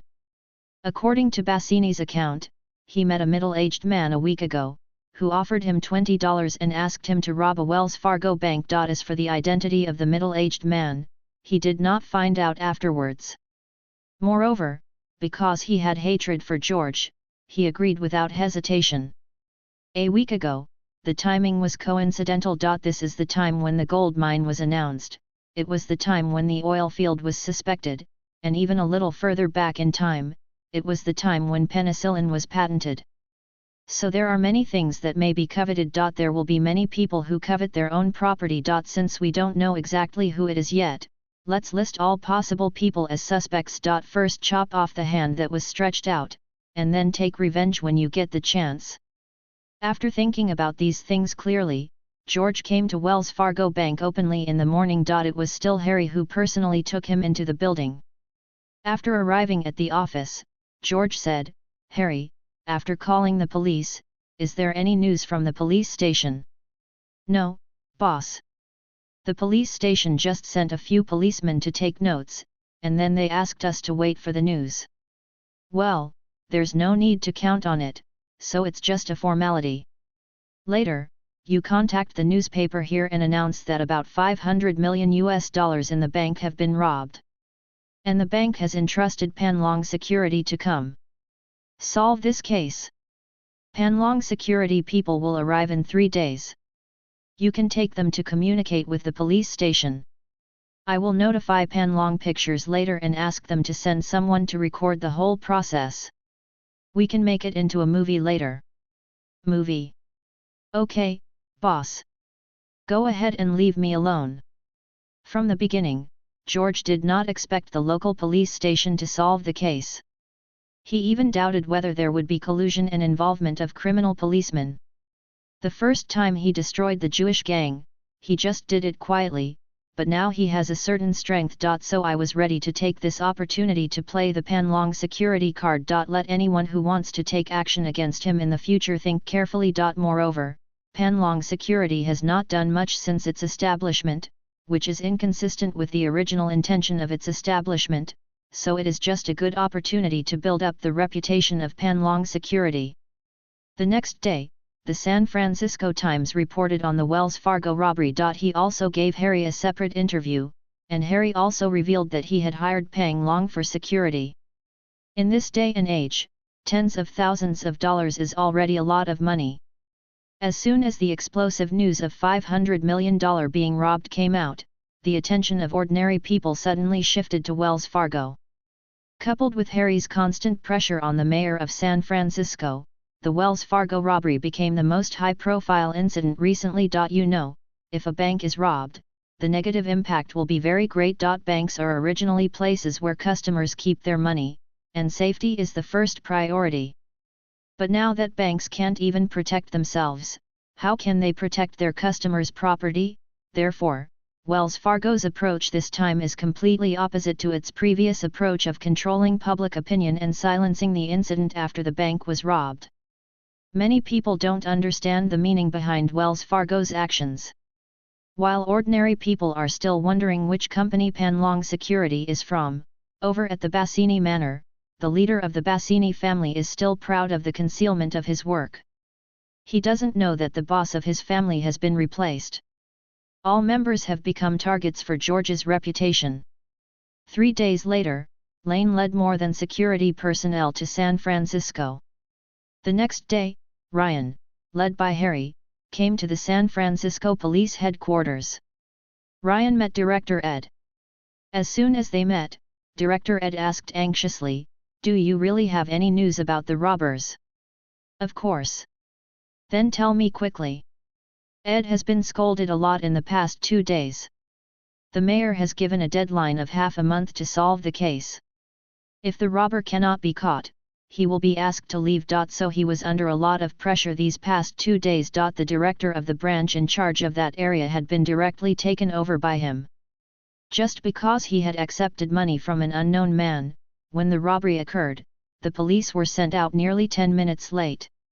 It would be fine if nothing serious happened to this obvious act of collecting black money, but that idiot didn't know that it was the headquarters of Wells Fargo. Although it was nothing among banks across the country, it was also a big taxpayer, and he was completely paying for it. The other party took the blame. "We'll talk about the robbers later. I want to talk to Director Ed about cooperation first," Ryan said with a smile. "Cooperation? What cooperation?" Director Ed asked in surprise. "We, Peng Long Security, are a formal security company with many arms companies behind us and have strong capabilities. We can actually carry out many cooperation projects with the police department. Otherwise, like this robbery, Peng Long Security Company has a powerful intelligence collection department that can provide clues to the police station." Ed had to admit that the other party was really powerful. Apart from knowing that a middle-aged man bribed the branch director, he had no other useful clues. For another example, our security personnel are all veterans who have fought in the First World War and have seen blood. They have also received our special skills training and have extremely strong combat capabilities. We can provide sufficient fire support to the police station and help the police station implement criminal apprehension operation. As the police chief, Ed naturally knows the difference between soldiers who have seen blood and police officers who are just messing around. But the police station doesn't have the funding arrangements for this. Ed said with a frown. "You can apply to the government. Didn't the mayor say before that he would increase investment in public security? I think this is a good opportunity." After Ed thought for a while, he asked Ryan, "Is the information about the robbers accurate? Are you sure about catching them?" "We are absolutely sure, you can rest assured about this," Ryan confirmed answer. Ed thought for a while before gritting his teeth and saying, "Okay, I will ask the mayor for instructions now. If the mayor agrees, the police department is willing to cooperate with your company." The communication between Ed and the mayor went very smoothly. The mayor has also been under a lot of pressure these days. Naturally, there is the reason why Wells Fargo is constantly exerting pressure, and there is also the reason why George's newspapers are constantly arousing public opinion. Therefore, when Ed said that a security company had found the whereabouts of the robbers and hoped to cooperate with the police department, The mayor agreed immediately, but he must not delay it any longer. He was still thinking about seeking re-election. Anyway, just spend money to solve the problem. As for whether to spend the money on the police station or the security company, it makes no difference to him. If this robbery incident can be solved smoothly, he will not only have the capital to brag to the public, but also gain the trust of capitalists such as China Wells Bank, which will be of great benefit to his re-election. While Ryan was discussing security business with the police station, George also saw the cameraman sent by Panlong Pictures. These two cameramen were recruited directly from Hollywood by the film and television company based on George's needs. They were two cameramen who had been war reporters and had battlefield experience. After George told the two cameramen the whole thing, the cameramen patted their chests and assured that it was okay. The person opposite him was his current boss. With his experience in filming on the battlefield, there was no problem in making a documentary about suppressing bandits. But upon hearing George's request to capture that tense and exciting feeling, one of the cameramen named Lehner discussed quietly with another cameraman for a while, and then said, "I want 8 cameramen, and I also need to use the most advanced camera. We also need 16 brave people to lift the camera for us." "No problem, I'll give it to you this afternoon, and everything will follow your command." Because cameras in this era have not yet gotten rid of the constraints of tripods, handheld cameras have not yet been invented. This left an impression on George. He kept it in mind and prepared to take out the handheld camera when he had time. He just redesigned the structure based on human body mechanics. This was not very difficult. Wells Fargo headquarters. In the conference room, senior executives of Wells Fargo Bank were having a meeting. Harry spoke as president. "Our principle at Wells Fargo is to ensure the safety of customers' property to the greatest extent. We will never tolerate anything that damages the safety of customers' property. This matter must be pursued to the end." Shooting ends. Just now we were reshooting based on the script written by George. After the Wells Fargo Bank was robbed, the bank leadership worked hard to find out the truth of the matter, actively communicated with the police station, and the mayor to entrust Panlong Security Company to actively solve the robbery. Lens. Of course, there will also be some frontal shots of the police station and the mayor. When the police chief and the mayor learned that they were filming a documentary about the incident, they became even more cooperative with the work. It is only required that the film be released after the film is finished. Naturally, George did not refuse this reasonable request. George is planning to show the film in major theaters across the United States, which will play a great publicity role for Wells Fargo and Panlong Security. The next day, Bassini Family Manor. George's clone came to the study early and guarded the only remaining telephone. Why is it the only one left? Because several other telephones have been secretly destroyed by him. This one was left behind because George wanted to see if anyone would secretly notify the Bassini family. Afternoon, Wells Fargo headquarters. In the square, a team of 50 people stood there. Uniform: black training uniform, steel plate bulletproof vest designed by George when the security company was founded, with the PL Security logo on the chest, 2 pistols on the weapon belt at the waist, and grenades and magazines hanging on the back waist. Most of them were equipped with M1 Orwell rifles, and some were holding light machine guns. There were no submachine guns in this era, so this time Lane was equipped with a light machine gun.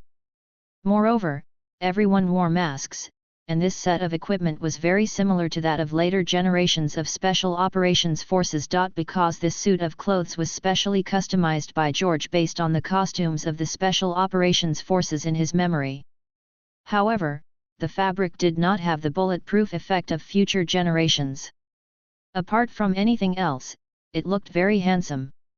Standing there, this team gave people a strong feeling. This team was trained according to the way George remembered it, especially after George had the ability to shoot dead in Suicide Squad. The training method was improved. The aura looks very professional. It was also the first time for cameraman Lehner to see such a prohibited team, which gave him a great shock. Order several cameras to take pictures from different angles, trying to capture the most powerful side. We also communicated with Ryan and asked him to arrange several sets of training movements to provide material for subsequent editing. In the square, Ryan accepted an interview with his own reporter on behalf of PL Security. Other reporters who came after hearing the news did not have this treatment. Our PL Security company is a regular security company. All of our staff are veterans. They have fought bravely for the national interest and made significant contributions to world peace.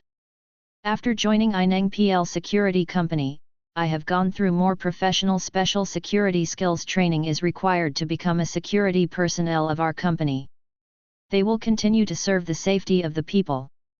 After the Wells Fargo bank robbery, we were hired by Wells Fargo Bank to investigate the robbers' situation and finally determined the address where the robbers were hiding.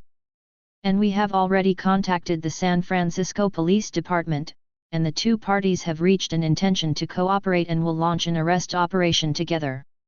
I believe that our PL Security Company will also become a force in protecting the citizens of San Francisco. After our investigation, we found that although there were only 8 robbers this time, the criminal gang behind it was quite large. Therefore, in order to completely eliminate the criminals and protect the safety of the people, we will dispatch 5 brigades to ensure the smooth operation. Conduct. Set off. Thanks to book friend and Lil One for the recommendation vote. Thank you all book friends for your collection. End of this chapter. Chapter 56. Chapter 56. Following Ryan's order, all 50 security personnel boarded the truck. Several photographers and their assistants also followed different vehicles and kept taking pictures. The police station also dispatched police officers to follow the security personnel and vehicles. So far, Lane has not disclosed his destination to the police. Because George is worried that the police department will be afraid of the reputation of the mafia, or that there may be interests within the San Francisco government departments with the Bassini family. As the largest mafia family in San Francisco, it must have unclear interests with some departments, otherwise, it would not be able to achieve this position. The police and PL security gathered 500 meters away from the Bassini family, and the two parties got off and stood together. The gap between the two sides can be clearly seen through their equipment and momentum. Compared with the looseness of the police, the security personnel exuded a tough atmosphere. Ryan called several captains together, took out the manor layout map provided by George, and laid out the attack line. Director Ed, accompanied by Harry, also drove here. After seeing this position, his expression changed again and again. After seeing Ryan, he took the initiative to walk over, pulled Ryan aside, and said, "Mr. Ryan, are you mistaken? This is a wealthy area. Where is the robber you mentioned hiding?" Director Ed, "Don't worry, we are 500% sure. The robbers are members of the Bassini family. Now the robbers, including $1 million, are hidden within their family." Lien, "Sir, are you sure? This is not a joke. You must know that the Bassini family, as the largest underground mafia family in San Francisco, is deeply involved. Although our police department has been checking their information, they do things more. Be cautious, nothing was found. Moreover, there are many people from the other family. Can we take it down with just a few people like us? Don't worry, everything is according to my plan. This time the Bassini family will be wiped out." Then Ryan motioned for the cameraman to come over, shook hands with the police chief and faced the camera lens and said, "Those robbers who robbed the bank are a group of inhumane gangsters. The police department is lacking in firepower. Therefore, our security company, specially in cooperation with the police station, our PL Security, will be responsible for the entire arrest operation, and the police will be responsible for assisting." Police Chief Ed looked at Ryan and said, "Then let's take action." Ryan turned to face the security team and said, "Action." As the order was issued, the action team began to surround the manor and then quickly advanced towards the manor. The filming crew followed closely behind the team, with the police as auxiliary following at the end. In a Lincoln luxury car not far from the manor, there were Harry, the mayor of San Francisco and CEO of Wells Fargo, and George. This was the first time that George met the mayor of San Francisco. George invited the mayor of San Francisco this time to establish his own personal connections. The manor is not very big, only a dozen acres at most. As the security team rushed in, the gate was the first to be breached. The two Bassini family thugs who were guarding the door were already taken care of by the security personnel before they could react. Two security personnel quickly opened the door and greeted the other team members. Team members who were outflanking from other directions also turned over from the courtyard wall and entered. Of course, camera crews can only enter with the assistance of security personnel.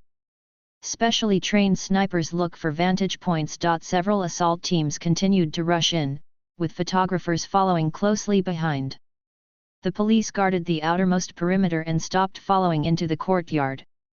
Bang bang bang bang, a burst of gunfire. The snipers who were already in position attacked first, killing all the Bassini family members in the manor villa within sight. The sound of gunfire woke the rest of the Bassini family. At this time, some of his subordinates came to George's clone and said, "Sir, we have been attacked. Please be ready to retreat." The clone said, "I'm right here and I'm not going anywhere. Leave the two of you here and let the others block it." Following the clone's order, several people rushed out with pistols raised. However, the situation outside was far beyond their expectations. As soon as they came out, they were treated as live targets by security commandos and snipers in the distance. Multiple bullets hit the target. On them. The thugs inside the house knew about the danger outside, and started firing guns outside the house without even aiming. There was even a light machine gun that started firing wildly at the outside. Da-da-da! Bang bang bang! The sound of gunfire was as dense as raindrops. As the security team's snipers fired bang bang shots, the continuous gunshots of the light machine guns were also interrupted. The commandos instantly seized the opportunity and entered the villa. Other team members also rushed into the villa. The photographer also followed the security personnel into the villa. The battle just now was as fierce as a battlefield. Two war reporters have been following the security personnel, trying to capture more material. The clone in the villa also smiled when he heard the gunshots that had hit the door. He glanced at the cash box piled in the corner and Bassini's body that was thrown out of the space before the operation. He immediately untied the clone and waited for the security team to rush in. The moment he entered the door, he disappeared into the study. After a search, all members of the Bassini family who did not surrender in the villa have been shot dead. Among those who surrendered were former bank robbers. However, according to George's explanation, these few were not left alive. Report to the commander, the armed personnel have been killed and the surrendered personnel have been controlled. Good, start searching for the stolen cash. Yes. 2 minutes later, the cash that George had put away before was found in the study. And this money is the cash that has been stored in George's space before and has not been laundered. After the 5 large boxes containing the money were opened, the green knives inside were revealed. Putting 500 million together is still very visual impact. Report to the commander that the money has been found. Very good, continue to search the villa to see if any suspicious persons are hidden. Clear. The cameraman followed Ryan into the study and saw the cash on the floor. He pointed the camera directly at the money and gave a big close-up. When the security team came out carrying the money, the reporters gathered at the gate of the manor all raised their cameras and took pictures frantically. Of course, Ryan did not stop these reporters from taking photos. According to George, if only one of his own newspapers reported on such a big event, the publicity would be too small. Only when reporters from all over San Francisco report together can we achieve a better publicity effect. The reporters, who were brought in by vehicles arranged by the bank, gathered around the entrance of the manor and heard only fierce fighting.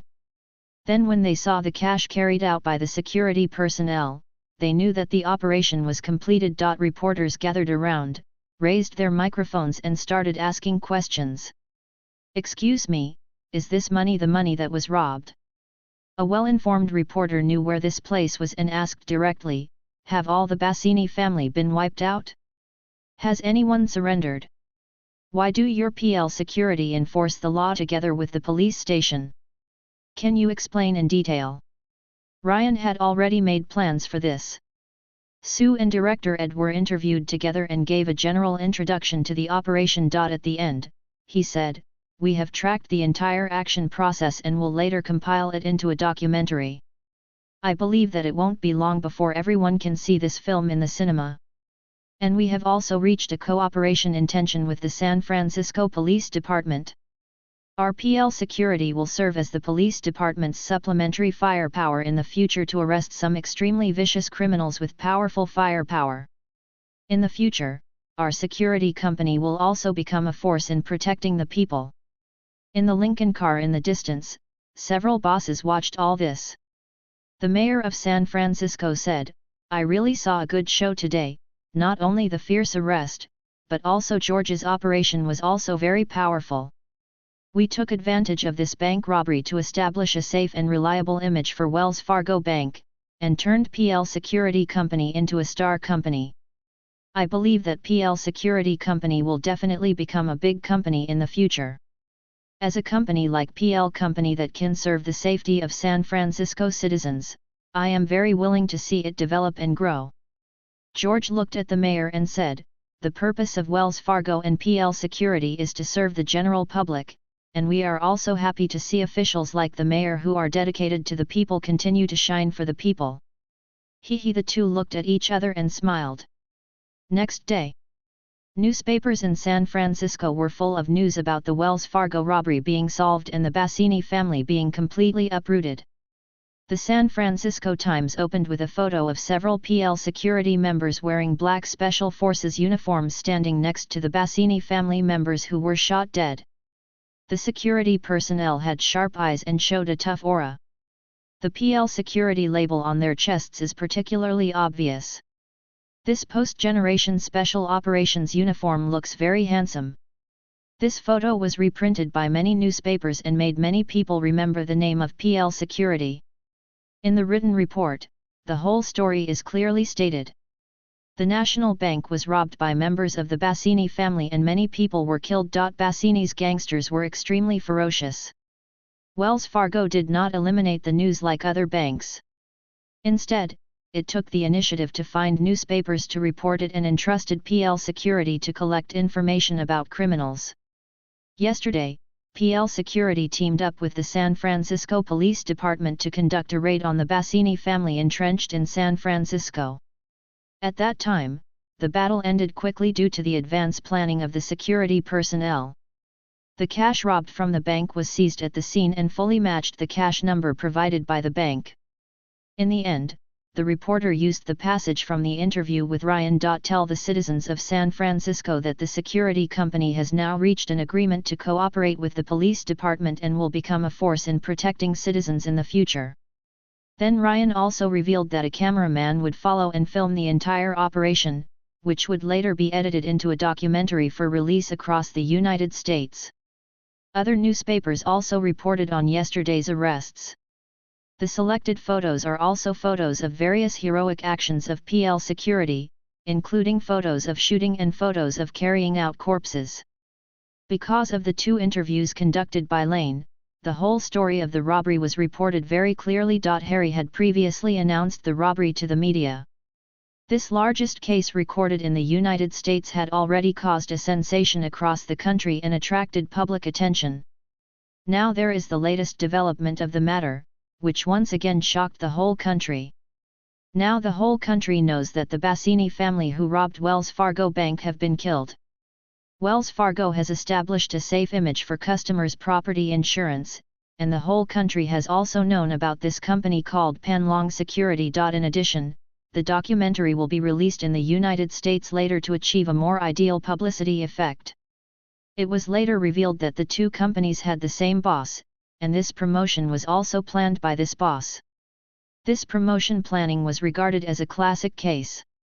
The rest will naturally be taken over by PL Film and Television. Naturally, George doesn't care about the box office, mainly because other gains are greater. Although Wells Fargo and the security company are both George's own companies, as independent accounting companies, the two parties still signed a security contract. There are only more than 100 PL security personnel, which cannot meet the security needs of all Wells Fargo branches. George asked Ryan to continue recruiting. According to George's plan, security personnel can be divided into 3 levels in the future. The third-level security guards are strictly trained according to the Special Forces training method given by George. As the basic strength of the security company, the outstanding ones can be selected and awarded to Yuan Zhong, who will be retained as the second-level security guard of the security company. Finally, the best ones were selected from the second-level security guards. As the first-level security guards, they would be the most important sword in George's hand. End of this chapter. Chapter 57 Conquering Vito Corleone. Chapter 57 Conquering Vito Corleone. When George was arranging the security company and banking business, the mafia forces on the other side were not stable. The first time, nearly 200 people in the Jewish gang were wiped out. This time, an Italian mafia family was wiped out again. Although these people were the first to provoke George, they also dealt a serious blow to the mafia's majesty. Therefore, this time someone called the Corleone family directly. Vito, gather the committee members. We should have a proper meeting to talk about George Orwell. After putting down the phone, Vito thought for a moment and called George. As a result of the phone call, the villa informed George. George then called Vito back. Vito told George that the mafia was going to hold a meeting, and it was going to be about San Francisco. The two chatted on the phone for more than an hour, and then hung up the phone after agreeing to meet in New York. Due to traffic reasons, it is not that simple for the Mafia Council to hold a meeting of all members. Therefore, the meeting will be held in New York half a month later. This left George with plenty of preparation time. The content of the conversation between George and Vito just now was to test Vito's opinion. George had never had the idea of developing underground forces before, and had always adopted a cooperative attitude. However, these two incidents gave George a wake-up call, and at such a suitable period, George felt that it would be a very good choice to conquer all the underground forces at once. Just do it if you think of it. At this stage, it is not difficult for George to conquer the entire Mafia Parliament. After hanging up the phone with Vito, George said hello to Ryan and Harry and left San Francisco alone. The next afternoon, George returned to New York. After returning to the villa, George took a shower and rested for a while, then asked the driver to drive to the Corleone Manor. An hour later, in Vito's study, the two of them were sitting on both sides of the small table. Vito, how have you considered what I said before? George, I'm still thinking about this matter. Although I know that you have some extraordinary abilities, there are some things that cannot be accomplished by just 1 or 2 people. Moreover, if you want to rely on one person's force to defeat all the Black Hands, it is almost impossible for the Dang family to convince you. Haha, Vito, it seems that I still didn't explain it clearly. That's it, just watch it. After saying that, George directly transformed into Vito, sat on the other side of the small table, picked up the wine glass, and took a sip. Then, when Vito was still immersed in surprise and could not react, he transformed back again. But this time 3 Georges appeared, 2 of them standing nearby and saying hello to Vito. Then, George clapped his hands, waking up the stunned Vito. Logically speaking, Vito, as a boss of the Mafia Council, should not be scared, but as an ordinary person, it is normal to have such a reaction when he sees the person next to him transform into himself in an instant. George, who was it just now? Vito asked George as soon as he woke up. Oh, this is a kind of power I have. It's called vitality. And the transformation into others and the clone technique you see are all applications of vitality. You just said that it is a kind of power. So, can others learn to master this ability? Haha, of course, you can, but you need to be under my guidance. Moreover, those who accept the power will be able to master it in the future. Life and death will also be controlled by me. Vito, let me tell you this world is not as safe as we see. The underground parliament you have formed now is not as powerful as you think. I can only say that in the world of ordinary people, it has some effects.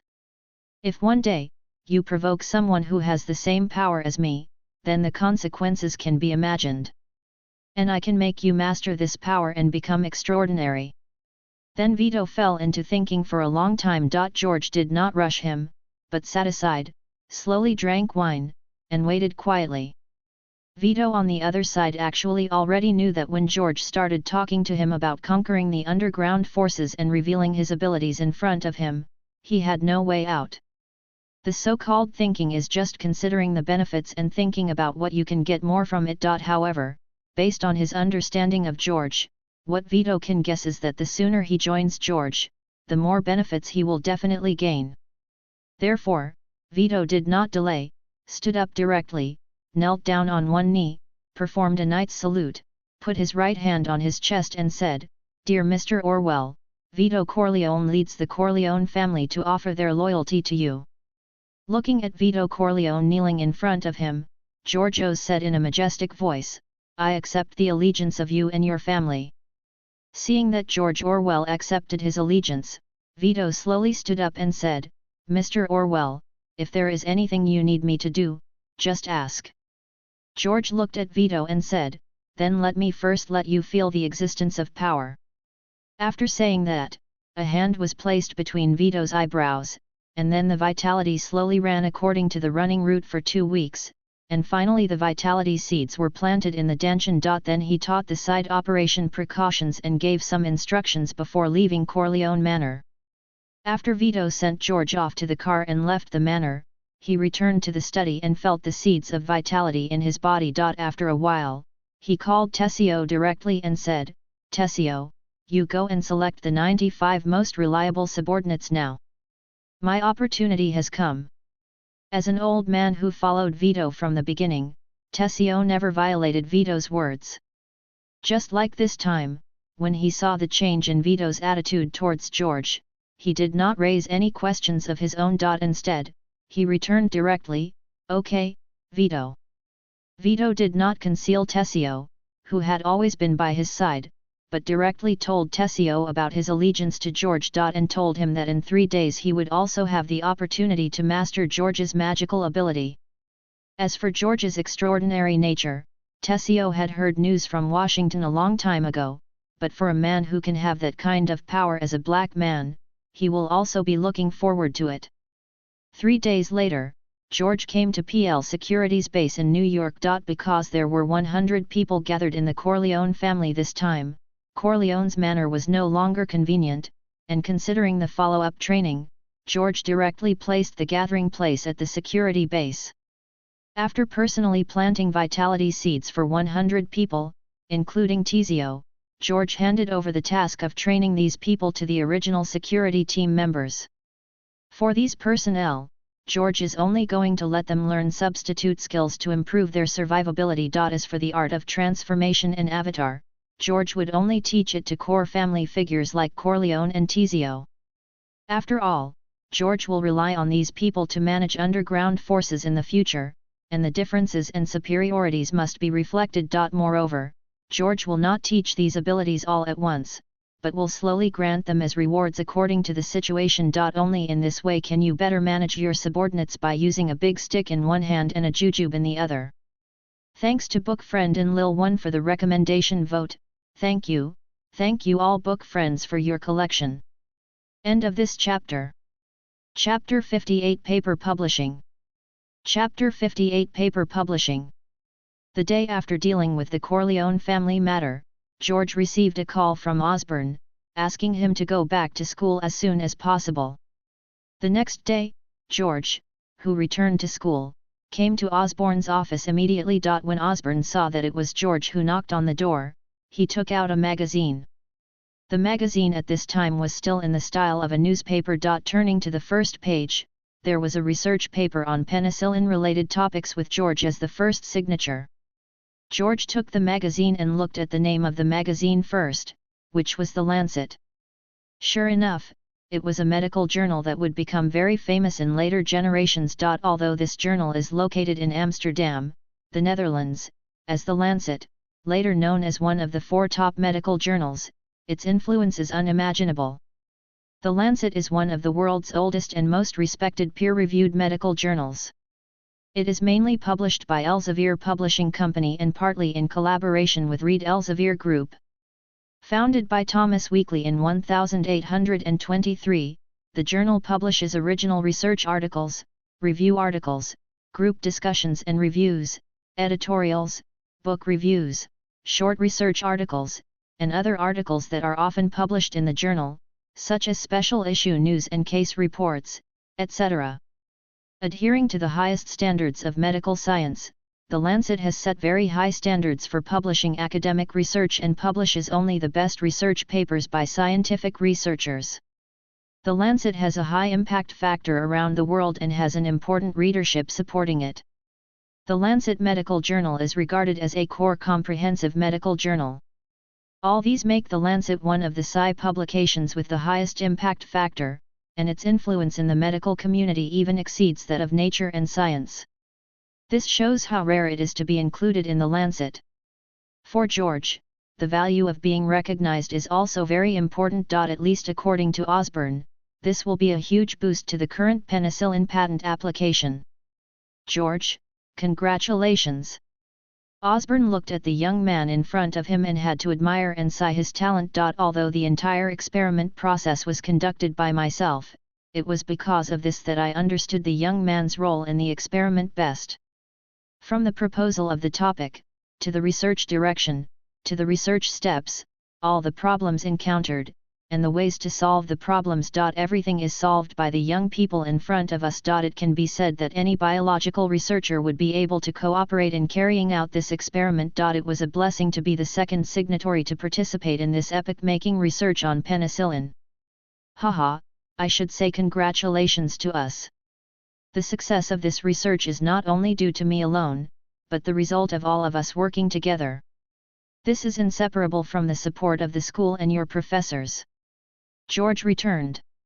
Osborne shook his head and said, "Thank you, George. I know how much I played a role in this study. But thank you for giving me this opportunity." Haha, Teacher Osborne, it's still early to say this. There is still a lot of work to be done. Let's keep working hard. Haha, okay, let's keep working hard. But, Mr. Osborne, I have an idea. I don't know if it's convenient to tell you. George, if you have any ideas, you can just say it. Well, that's it, Mr. Osborne. I want to set up a private biological center research center, and I want you to join me. Of course, you don't have to worry about funding. I will provide the best research equipment and sufficient resources. Research fund. Let me think about it while I reply to you. Okay, Mr. Osborne.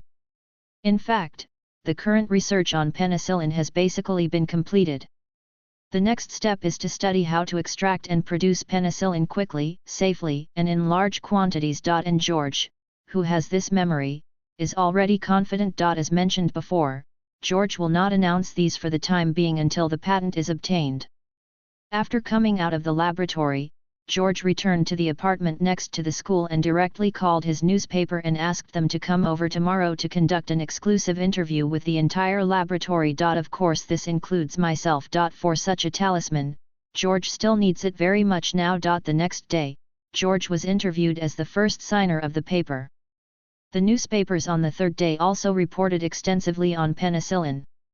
Because of the information prepared by George in advance, the newspaper comprehensively reported on the application prospects of penicillin. And with George's own newspaper reporting and other newspapers competing to report, George once again caused a huge stir in the United States. Under George's instruction, the name Father of Penicillin gradually appeared on George's head.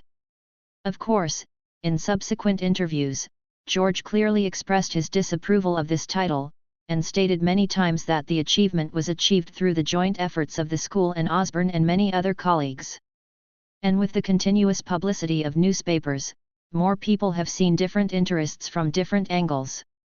The day after the report appeared, the Morgan family, the Rockefeller family, and DuPont called George respectively and expressed their willingness to cooperate.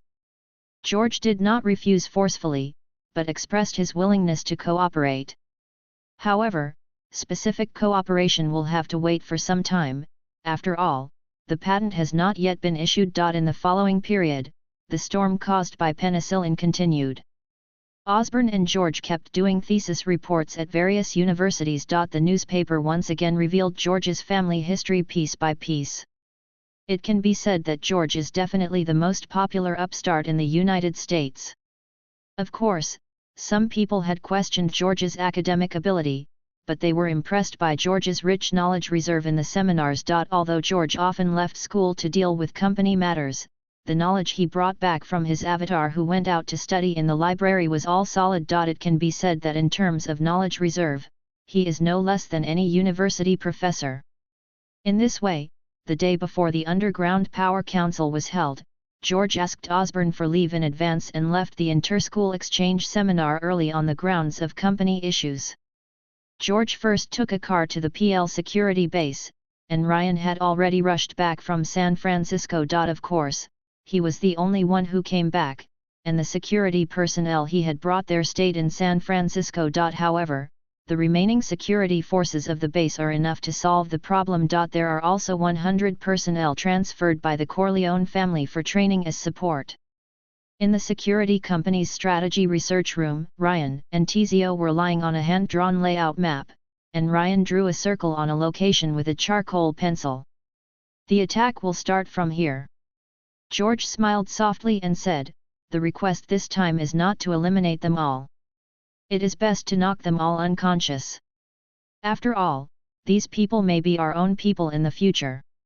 Of course, the location of the meeting and the layout of the house were provided by Vito Corleone, the Italian mafia leader. Ryan looked at George and asked, "Next, are we going to ambush them in advance and subdue them as soon as they come in?"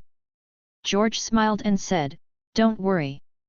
After they all go in, sneak in from the outside and let me see the effect of these players' training in the past 6 months. Don't worry, you won't be disappointed."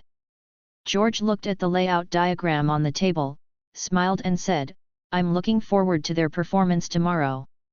End of this chapter. Chapter 59. Chapter 59. The next day, at 8 o'clock in the evening. A small manor in the suburbs of New York, where the Mafia Congress is held. Vito Corleone took Tessio into the conference hall. When other family patriarchs and military advisors saw Vito coming in, many people stood up to say hello. "Vito, has your business been good recently?"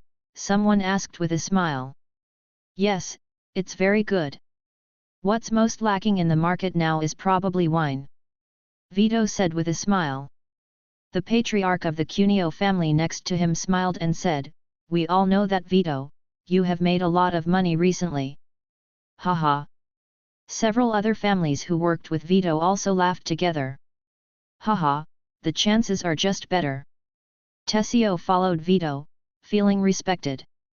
These family patriarchs showed more respect for Vito Corleone. At the last committee meeting, Vito Corleone was just an ordinary family patriarch in the Italian Mafia, but now he has become the vague leader of the Italian Mafia. Tessio knew this was all due to the alcohol business.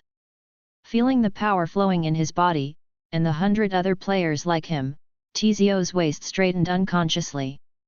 It can be said that the Corleone family owes its current strength to George Orwell. The newly formed Jewish gang leaders, Irish family patriarchs, and black gang leaders didn't have a good look when they saw the harmonious Italian Mafia family. Philip, the patriarch of the Irish family, serves as rotating chairman and sits in the chair. The other family patriarchs sat down in their seats and the meeting began. Philip glanced at the more than 20 patriarchs present, glanced at the last empty seat, and said, "You should have noticed that our committee is missing one member. And this is the second time a member has been killed. Matter." Everyone looked at the empty seat in unison, and then turned to Sadie, the new patriarch of the Jewish gang family. They all knew that Philip was talking about Bassini and the previous patriarch of the Jewish gang in San Francisco. They also all knew why the committee was convened today. Philip said solemnly, "Someone killed our congressman twice. I think you all know who it is. It was George Orwell, who has been in the limelight recently. Both the Jewish gang and the Bassini family are members of the committee. When the committee was first established, the charter we formulated clearly states that the committee's responsibility is to resolve internal disputes within the family and to establish an offensive and defensive alliance. If there are external forces that invade our interests, we have to deal with the enemy together. Now, 2 internal gang members have been killed. I called everyone here to discuss how to deal with this matter. My opinion is to directly deal with the PL security members and George Orwell who took action." After Philip finished speaking, he looked at everyone. Sadie, the patriarch of the new Jewish gang, continued, "I support Philip's suggestion. These 2 incidents have dealt a serious blow to the prestige of our parliament. They have caused serious harm to our Jewish gang. This is the meaning of the existence of the parliament. A war must begin." The atmosphere in the conference room became somewhat silent. The patriarch who can sit here is no fool, and he also understands George and his PL security. Everyone knows who is involved in this matter. Is it so easy to take revenge on George and his security company?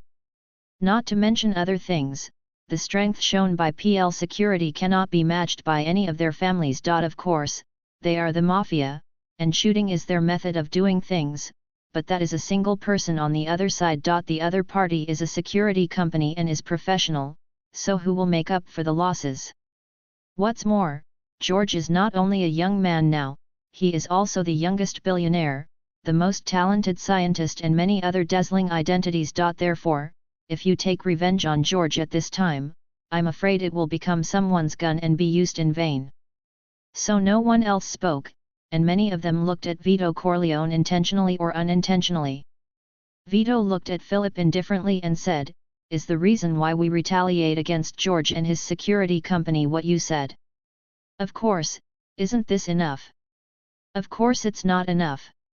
Don't forget that our parliament's charter is aimed at underground forces, and George and his security company are not gang organizations. What's more, as far as I know, they didn't occupy the chassis, right? Just like Renault, in the end wasn't it still taken back by Chief Sadie? The most important thing is that the previous actions of the Jewish gang and the Bassini family were all personal grudges, and George Orwell took the initiative to provoke them. The Bassini family was still classified as bank robbers by the police before entrusting PL security to destroy them."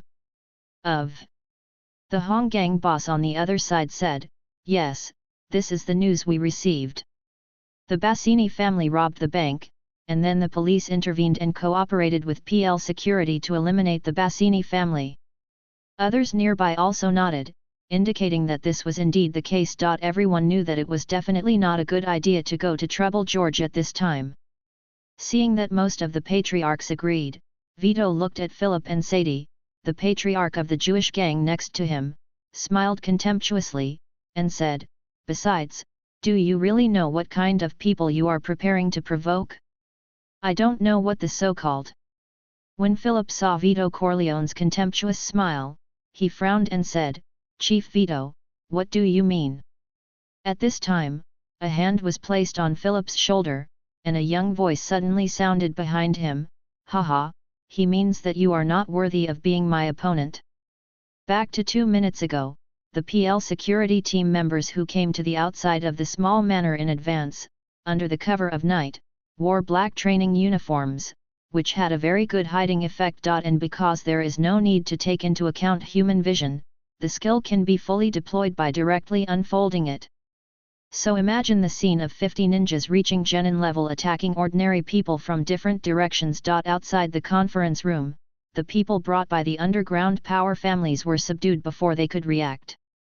Some thugs were beaten unconscious without even seeing their bodies. It can only be said that an ordinary person has no resistance at all when facing a trained genin level armed personnel. The reaction speed of the two is not at the same level. Therefore, after taking down everyone except the conference hall, George walked into this small manor. After giving the order to instantly subdue everyone in the house except Vito and Tizio, George first appeared behind Philip using the teleportation technique. The moment George spoke, he was discovered by people who had been brought by other family patriarchs in the room. These people were immediately ready to take out the weapons hidden on their bodies, but before they could make any hasty move, they all felt a cold object pressing against their heads. Everyone immediately stopped trying to reach into their clothes and sat still. As for what is behind the head, you can know from behind other people's heads that what is behind your own head is also a gun. At this time, the door of the conference room opened, and another group of people quickly entered. They quickly searched out all the weapons hidden on everyone who had been subdued and piled them on the conference table. George waved his hand and asked the team member holding the gun behind him to put away the pistol in his hand and stand aside. At this time, everyone except Philip could clearly see the person who had just spoken. It is the most famous young man in the United States who has appeared frequently in newspapers recently, and the person my group was talking about just now, George Orwell. End of this chapter. Chapter 60 I came, I conquered. Chapter 60 I came, I conquered. Vito and Tessio also stood up at this time, bowed to George on one knee and made a knight's salute, then stood up and walked to the side. George patted Philip on the shoulder again, looked at the patriarchs, and said, I heard that you are planning to discuss how to deal with me, so I came to take a look and see why you want to retaliate against me like you said.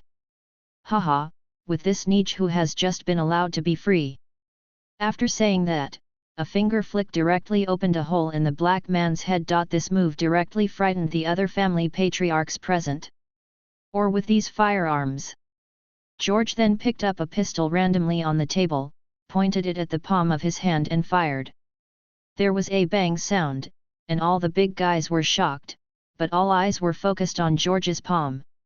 I saw George slowly opening his palm, and a yellow bullet that had changed shape was held in his hand. George tilted his palm slightly, and the bullet clattered onto the table, clearly visible to everyone. At this time, the patriarchs of the underground power families who were shocked by George's appearance from the beginning understood what Vito Corleone's previous sentence "Do you know what kind of person you are provoking?" meant. Yes, what kind of people are we preparing to provoke, monster? Even Philip didn't dare to say anything anymore. He just looked at the pale-faced leader of the new Jewish gang, Sadie, with hatred. If he hadn't found her, promised huge financial benefits, and supported her in winning the San Francisco chassis, she wouldn't have stood up and actively antagonized George. Now that she didn't get the benefits, she probably would have died. Sadie on the other side was even more resigned to her fate. She had previously accused Philip, the rotating chairman of the underground parliament, of retaliating against George. Philip would definitely not help her keep it a secret. Therefore, the result is obvious. George threw the pistol into the pile of weapons and said, "Only power that can be mastered is real power, and you know nothing about power, and you know nothing about this world. These are the people who have mastered the power." After saying that, George pointed to the man who came in without saying a word, wearing a black training uniform and a black mask. Everyone else also looked at the group of people who had pointed guns at them just now. I only heard George say clone technique. This group of people all stretched out their hands, pinched the seal, and directly transformed into a man in black dressed in the same costume next to them. At this time, the big guys who had been silent before couldn't help but exclaimed. Vito, who was standing next to him, also said at this time, "As you can see, this is a cultivation method that we have not been exposed to before. Through cultivation, we can master this kind of power." After speaking, he jumped a little. Although Vito's training time was relatively short, the training of more than 10 days still had some effects, and the energy's transformation of the body's reaction speed was still quite obvious. At the very least, Vito's jump easily reached 2 meters. The heads of several families who have always had a good relationship with Vito also quickly asked, "Vito, have you also mastered this power?" "Yes, after the boss taught me, I now have vitality, and it will become more powerful with my future training." This group of patriarchs can tell several things from the series of actions of George coming in and Vito Corleone's answer just now. First, and most importantly, George did not plan to kill everyone, otherwise there would not be so many actions after coming in, and he would just shoot. Second, Vito Corleone has already pledged his allegiance to the young man in front of him. Vito should have revealed this meeting, but there is no need to blame him now. Third, this demonstrated ability can be obtained through practice, and the cost is probably to show allegiance to the young man in front of him like Vito. Everyone here is smart and can figure out what's going on in a blink of an eye. Besides, your life is still in the hands of others, so there is no room for choice. Philippe, who has always had a strong desire to survive, immediately seized this chance to survive. He knelt down on one knee, put his right hand on his chest, lowered his head and said, "I, Philippe Lachaud, am willing to be loyal to you, and I will die for you in the future." Lose loyalty. George looked at Philip, who was kneeling on one knee, and said, "I accept your loyalty and give you strength." After that, he walked to Philip, put one hand on his shoulder, and planted vitality in Philip's body. Seed. Then, other family patriarchs also offered their loyalty to George and swore allegiance. After George all accepted their loyalty and planted the seeds of vitality, they slowly came to the pale-faced Jewish gang leader Sadie. At this time, Sadie also knelt down on one knee, as if swearing allegiance. George said, "I accept your allegiance and forgive your previous mistakes. But I ask you not to betray in the future, but to obey my orders. Can you do it?" "Yes, I will offer my loyalty. I will sacrifice my loyalty and lose my loyalty. From now on, I will only take orders from you." Sadie lowered his head and said. George also pressed his hands on his shoulders to plant the seeds of vitality in his body. After finishing everything, he glanced at everyone and said, "From now on, the underground parliament will be renamed the High Table Parliament. I will be the speaker, Vito will be the deputy speaker, and the heads of your 21 families will be the elders. I ask you to control all underground forces. Vito will arrange the specific division of forces. If you have any matters, report them to Vito first. I will train 20 masters for each of your families to grant vitality seeds. The final warning to you is that once you accept the vitality seeds, your life and death will be affected in the future. It will be under my control." After hearing George's words, Vito Corleone immediately knelt down on one knee and recited the Pledge of Allegiance again. Others imitated Vito Corleone and recited the Pledge of Allegiance. Everyone once again sat down at the conference table at George's signal. This time, George naturally sat in the chair. In the following meeting, George watched Vito arrange the division of each family's territory. According to the principle of proximity, basically each family needs to control the underground forces in 2 states. Of course it is impossible for these families now, but the plan still has to go ahead. It can only develop slowly, and eventually it will reach the situation that George wants. In George's vision, the future High Table Council will directly control 21 families, and then these families will control 2 states. These families will then divide the power of the following states and assign them to the following gangs for management. The 21 families controlled by JO High Table are like a platform. They only draw achievements and do not need to participate in any specific actions. Following the example of the work in George's memory in his previous life, you can also create a killer organization. In this way, George achieved his goal of completely controlling the underground forces in the United States through layers of power networks. Of course, George will also give everyone in the conference room an order to conceal everything tonight. George still has no means to control people's hearts. For the time being, he can only use force to intimidate them and threaten them with their lives to keep their secrets. This method cannot completely guarantee everyone's loyalty, because people's hearts are unpredictable. End of this chapter.